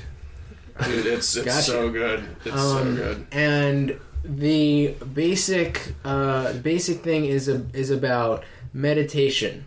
And super important, I've come to find out. And the number one thing I want to say about meditation is that people tend to give up on meditation because they think they're failing at meditation. They think that meditation is just clearing your mind of thoughts, where really it's mindfulness. It's about being aware of how your mind is working. And so if you're sitting there trying to meditate and focusing on your breath or whatever, and a thought comes into your head, people get frustrated thinking that, just like, shit, I can't clear my mind. But it's more about, like, a thought comes into your head. Let's say it's a thought. And you push it away or something? Well, no. That's the misnomer. You bring it in and you acknowledge it. So let's say a thought comes in about a time you spent with this girl, and instead of being like, "Fuck, I'm trying to clear my mind," you bring it in. You become aware. Okay, I'm thinking about that, and then you just bring yourself back. You just awareness, and you let it happen. You let whatever comes to your consciousness be in your consciousness, and in the idea of meditation is that when we're not meditating, we're constantly lost in thought. We're either ruminating about the past or worrying about the future. Right. And that's just part of how we think. And so when you pay attention to the actual mechanisms of how that's working, you realize, okay, this thought came about this girl came into my mind. Okay, fine. I'm not. And then the next level. I'm not happy about that. I don't want that to keep happening. And you try to bring yourself back to your breathing, and you have these like momentary snaps where you may not be thinking about anything, and you're in the present moment, and you find happiness and contentment with that. And then another thought will come in, I gotta work. And again, you're like, okay, I was just thinking about work. And it's like, okay, well, where does that fit into whatever? And so that sounds very hard, but very possible. It's absolutely very hard, very possible. Because I'm a super passionate person about every aspect of my life. I'm very passionate about my girlfriend. Super passionate. Every time I think of her, my heart just beats. About my future, every time I think about it, my heart just goes crazy. Like, I'm super passionate about it. I pretty much I set a goal and I fucking get it. No matter what happens, I get it. Yeah, and that's a good thing. You know what I mean? But I've done things. I've done things like that. Like I was actually listening to Tony Robbins one day. I don't know if you know Tony Robbins. Yeah. I was listening to him one day, and he was talking about how, like, if you find yourself in a bad spot, happiness is an exercise. Right. So just like you would work out your arms or your legs or something like that. Absolutely. And the way he said to do it was basically like, say you feel a bad emotion 3 times a day, or even if you don't feel a bad emotion, say you just feel numb 3 times a day. You practice being happy 3 times a day for 3 to 7 days, and that'll change your mind. It's a choice. It's a skill, and you work on it and you develop it. Absolutely. And the same way when your friend, where were you, in Budapest? I think you said, when your friend just dipped out, and you just Ibiza, and you just kind of found yourself just there. It's like, what the fuck do I do? But the initial feeling is like, oh fuck. Yeah. But you found yourself, you found a way, you found all these people that you connected to, and that's how that shit goes. And then in the process of being aware, that's what it really is. Awareness, mindfulness, awareness. The fact that you are not trying to get rid of the fear that you're alone, or you're not trying to get rid of the sadness that you're not with this person anymore. That's not going to work. You have to accept it. It's That's an acceptance. Kind of like absorb. I like to use the word absorb. You have to absorb those feelings. Definitely learn that. And then you get to a place where you're like, okay, this is how I'm feeling, this is whatever, but that doesn't mean that I can't become a person that is about other things, and you find yourself interested in this or that, whether it be music or philosophy or something that you can be passionate about other than this. And it's not to replace, but it's to take another step. You're not going to replace what you had with this girl, but you build upon who you became with this person and everything that you were missing. You say you should have tried harder or whatever. And that's something, being aware of, you can take into the next chapter of your life. Right. I think I learned a lot from this relationship. Exactly. Especially about myself. I really, honestly, I lost myself so much in this relationship. And talk about being passionate about something. I'm passionate about my education now because I realize education is power and knowledge is power. Yeah. And I've become passionate about personal development, honestly, because I've realized, like I said, I'm bad with breakups, you know what I mean? And the only way to get over that is to become better. That's like the saying, the best revenge is success. Yeah. You know what I mean? Mm-hmm. That's the way I'm looking at it. Is I don't want to necessarily get revenge, but I need to build myself back up so I feel better about myself. I totally feel that. Do you know what I mean? I totally feel that. Absolutely. Yeah, there's nothing. I don't think there's anything wrong with that.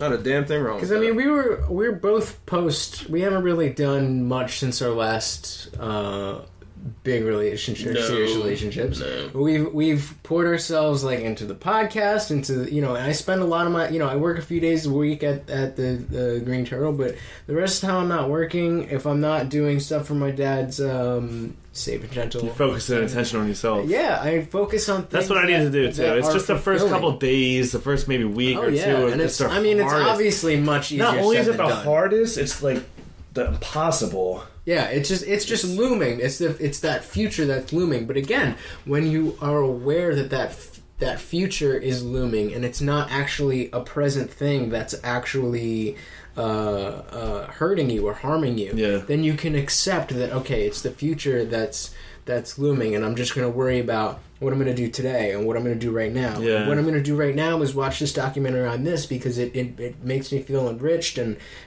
whatever. Yeah. I'm going to, do this. Well, that's one of the issues is sometimes I feel great, other times I feel like shit. And I'm still going through that, first, it's been 2 months now, but it's finally official now since, I guess, last night. So I'm going through that time period where, I feel good because I've seen it coming for a long time, but I feel like shit because I lost a girl that I love. You know what I mean? So I'm trying to focus on, I'm reading like crazy now because I know this is where it's all at. Mm-hmm. You got to build up your brain. So the idea that you saw it coming for 2 months and now it's an official thing, you can focus on the idea that limbo is not something that would be characterized by a worry of the future or an unknown.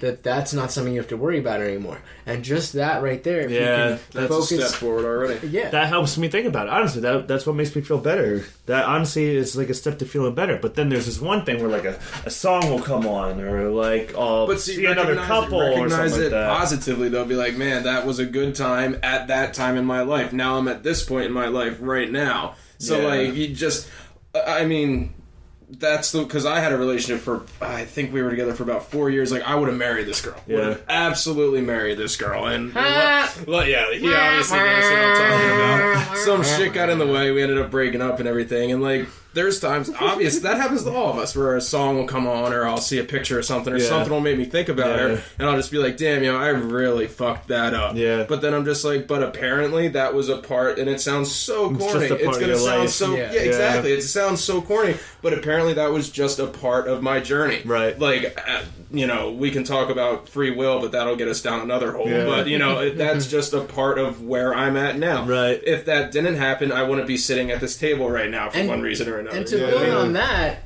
even more on a slightly different plane, you were talking about a friend that you'd lost recently. I also, about 3.5, just over... Long time ago. I lost him a long time ago. Okay, so I'm like 3.5 years ago, I lost my best friend in the world. Like, this was the dude, like, I always characterize it, like, when I would get out of work, on my way to my car, I would call him up and be like, yo, what are we doing tonight? That was my dude. And he was Jewish, and, like, I'm not really close to my family. He could always... Damn, a Jew and a Muslim? I was brought up Christian, but I still on Christmas Eve he would always sleep over because he knew that so on Christmas morning I wouldn't wake up to an empty house. Like that was my fucking dude, and then he got in a motorcycle accident, and then just one day he was gone, and it was just like, what the fuck do I do now? Like he was like the outgoing one, so like I wouldn't, I'm more about like a homebody, but like he'd be like, yo, we're going out, and like he would be the one who'd be like, oh, I met these girls, and so it's like, where am I? What do I do now? Right, exactly. And you're just so lost, and that feeling of being lost, and it's like, all right, I'm aware of the fact that I was leaning on that relationship.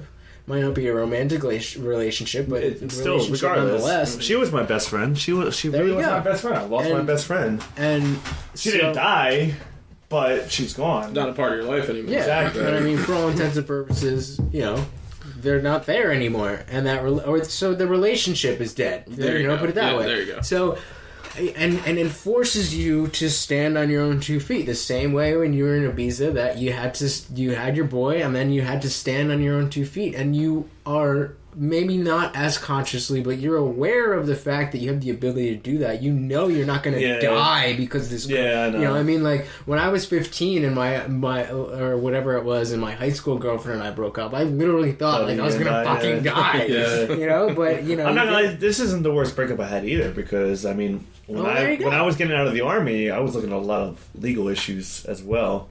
And then my ex-girlfriend broke up with me on top of that. So I look at this and I'm like, I know this isn't the worst, but like I said, I saw myself spending the rest of my life with this girl.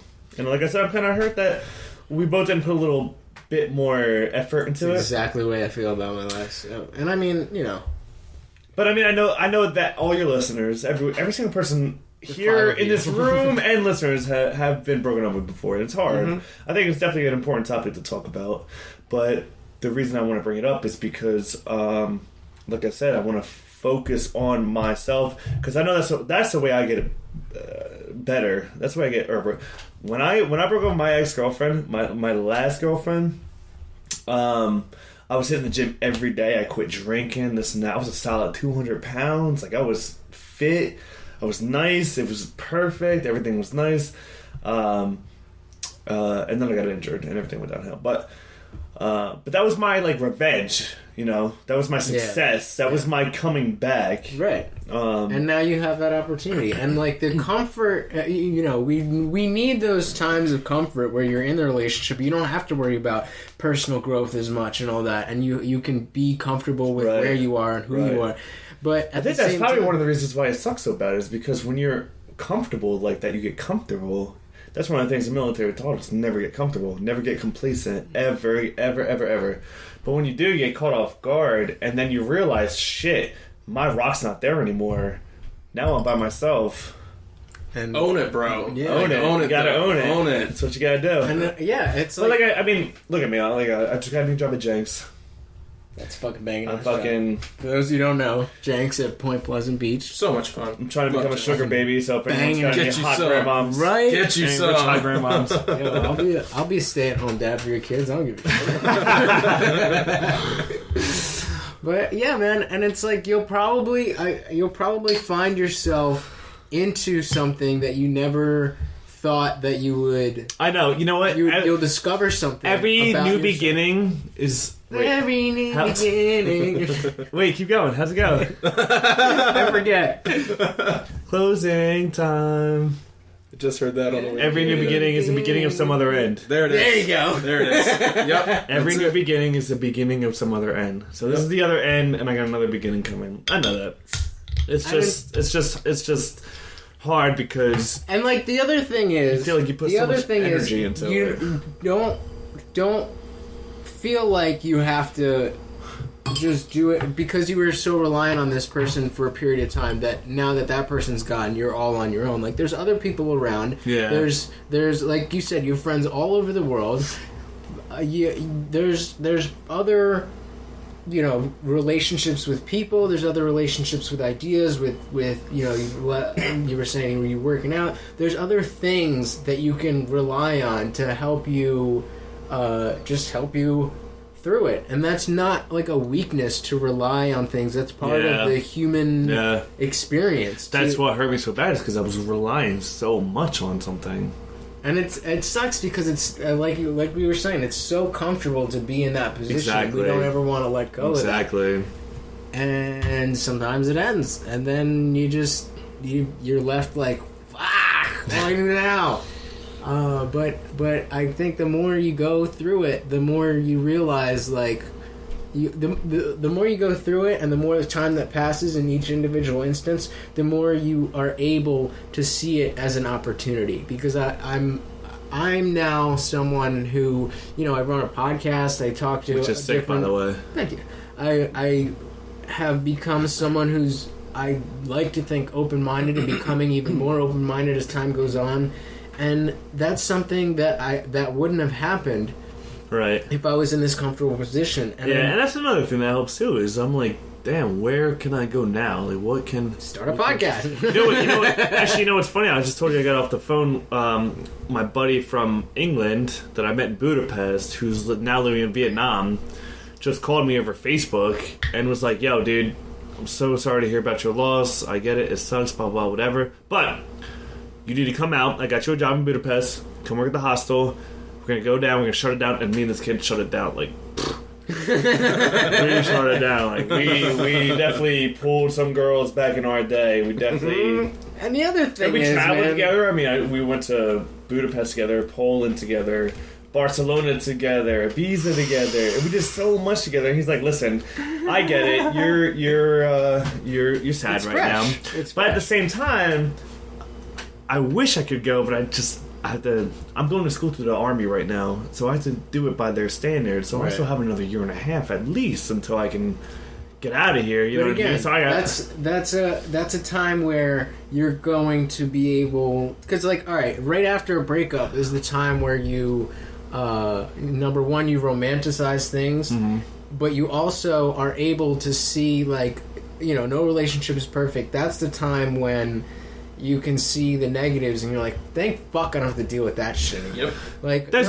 been some of that, yeah. No matter how good your relationship is, there's always the bullshit. Yeah. And it's just like, you know what? I'm kind of fucking free of that. And the bullshit is the reason that we don't talk anymore. Exactly. I mean, it's the bullshit. It all comes from the bullshit. And if it wasn't there, or if it was less bullshittier, then you probably wouldn't have broken up. Honestly, a lot of people have told me this. A lot of people, because I've actually spoke to so many people, and I've been like, how should I go about this? I don't want to lose this girl. So, like I said, I was telling you earlier, like, I don't know how to come across with people because I'm from the military, and we're told people are straight up in your face, like, oh, wow, it's not whatever. Fucking do it. So now I feel like I come off like that, and a lot of people tell me I come off aggressively at times. I've never been in the military. People tell me that all the time. I was talking to fucking another person that works at Green Turtle, and They said you came off aggressively or whatever. they were just like, we were just, it was, we got off early, and we just sat down and had a drink. I was,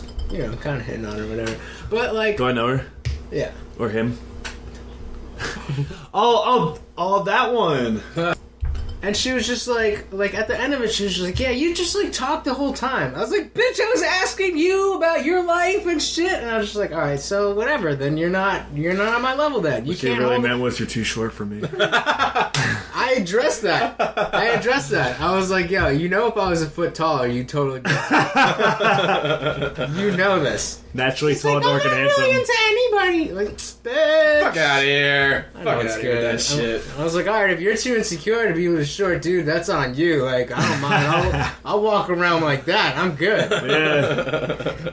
But I mean, that's how it is, and that's the other thing is that I use, because even when I was in that my last relationship, which was fucking like 5 years ago now or some shit. Yep. then there was parts of me, like the music I was into, and like I said, I was getting into more philosophical things, and she was just like, I mean, nothing against her, but that just wasn't her flavor, and I just got these like looks when I would talk about things, and like, I would get into it, and it just wasn't, it just didn't. Yeah, honestly, I mean, we it started off so perfectly. Like, we actually lived together for the first year, and then I took her on vacation with me to Ibiza. I took her to Ibiza, actually. And I showed her around. I introduced her to some. I actually introduced her to the house music scene. I introduced her to house music, techno. Ungrateful. Ungrateful. But that's the thing. I feel like I put forward so much and all for nothing. Yep. But it's not for nothing. It's not for nothing. But the other thing is, I got the what I realized is that I don't, because like at first I was really self-conscious about it, and like so from then up until when I was talking to this girl the other night at the bar. It's like, all right, well, you're just not on my fucking level then. If you think, or if a girl thinks you're too straightforward, then they're just not comfortable with their own ideas, their own convictions enough to be confronted in that way. And that's how, unfortunately, how a lot of people are. Yeah. But the good side of that is that if you happen to find somebody, not even in a romantic, it could be romantic or it could be not even romantic, guy or girl, it could be a friend or whatever. When you find somebody who you just click with like that, where you can just like jump into something like that, you realize it's more real. It's more like whatever. And I mean, personally, because I tend to be more like that, I think people should be more open about that. I don't think they should be as taboo. I don't think these small talk politeness. Don't apologize for who you are. Yeah, man. like be the fuck, and that's kind of, again, easier said than done, and it takes time and it takes practice. But you be who you are, and you realize, like, wait a minute, I'm feeling like I'm coming off too strong. These people are just fucking basic as shit, and they don't know anything about anything. So that's how I'm gonna look at it from now on. That's exactly how I'm gonna do it. I'm saying, you know what? Maybe I don't belong here, or maybe these people are just basic. Yeah, dude, they're just like and like, all right. There was if you come on too strong for somebody, they're just too weak for you. Think of it like that. Exactly. Think of it like that. Boom. I mean, that wasn't really our relationship, though. It wasn't coming on too strong. But not for her, but for other people general, that you're meeting now. Yeah. But or that you're talking to now, who are like, oh, you just, you're a little too like, and like, because that's how I am. Like, if I don't know how to have. Like, why? Because I'm brown. I should have pulled that. But it's like, yeah, I don't. I mean, like, if I'm having more than a 10-minute. Was that at the pub? No, that we just after work. Oh, really? Right at the Turtle. It's hot. But like, if I'm talking to you for more than 10 minutes, we're probably going to be talking about some grandiose, like, philosophical. Oh, absolutely. You're a deep person. You need to find a philosophical chick. So if you're not on my level, like, but that's gonna be really hard for you though, because you're straight philosophy, and people today only care about the Kardashians, and there you go. And I used to. And you know what? You're better than those kind of people, though. Exactly. I mean. Yeah, you're right. But that's what I'm saying. I used to be self-conscious, and I used to be like, all right, let me not like get into this, and let me not like censor myself. Let me tiptoe around. And now you just talk about it. And now I just do what I do. And if you can't fucking deal with it, then fuck off. Fuck out of here. So Jersey, fuck out of here. Fuck out of here. Fuck out of here. The fuck out of here. So Jersey. So that's my advice to you. Fucking. Get more in tune with who you are. That's what I'm saying. That's what I'm.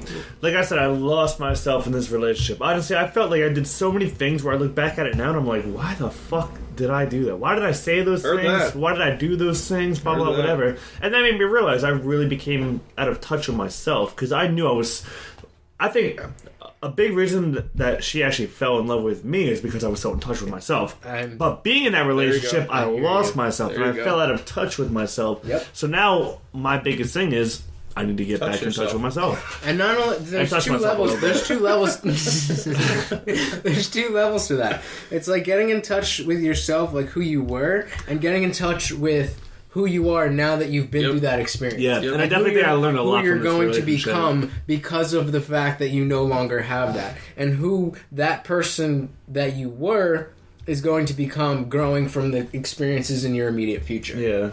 And between those things, you'll find a lot more pride in yourself, and that will radiate. And like you said, there's a lot of people who probably won't be about it, but you'll become a lot more immune to that. Yeah. And then you'll find somebody who does appreciate that, and you'll recognize it like that. You'll be like, oh, word, we fucking click. What's good? Like, again, even if, whether it's a guy or girl, friend. I hated you at first because you were brown, and then we started talking, and I was like, damn, that's kind of cool. It's like, damn, this seems kind of cool. We started talking about straight edge, hardcore shit. And that's what I'm saying. Like, you recognize that shit. You vibe with people. You know what's funny is, though, like, not only do you recognize it and you vibe with it, but you also have people out there that just can, like, click with anybody. I mean...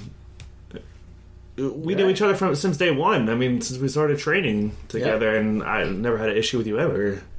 I never had an issue with anybody there until it actually opened. And I mean, that, again... Then you find out who the real bitches were. Word. Yeah. And I mean, that's the second part of it, of just being comfortable with yourself, that you accept other people being themselves. And I think that's what hurt me, is that she took me out of that zone of being comfortable with myself. Honestly, I felt like I could not do or say anything right involved with her. It's tough, man, but you'll get there. I know, well, I know. It just takes a little bit of time. It's time. All I'm looking for right now, if you got any hot grandmoms, rich hot grandmoms, sugar baby business, just call me anytime. Episode title, Sugar Baby Business. There it is.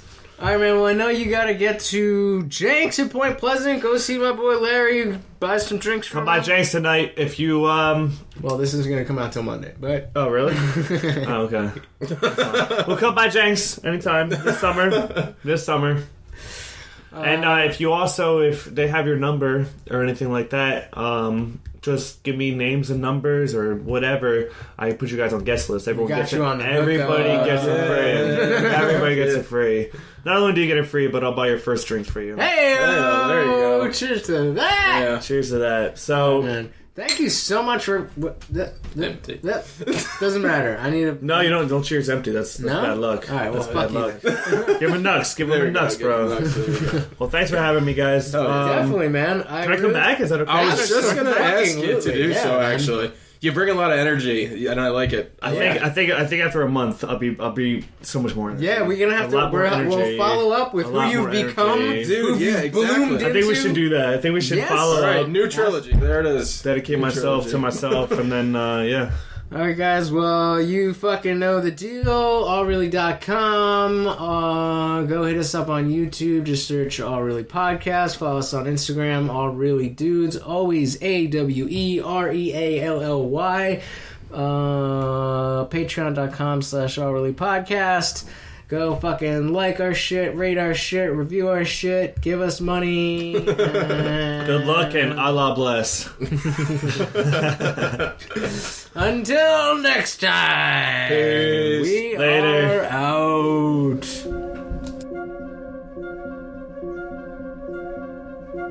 Believe nothing except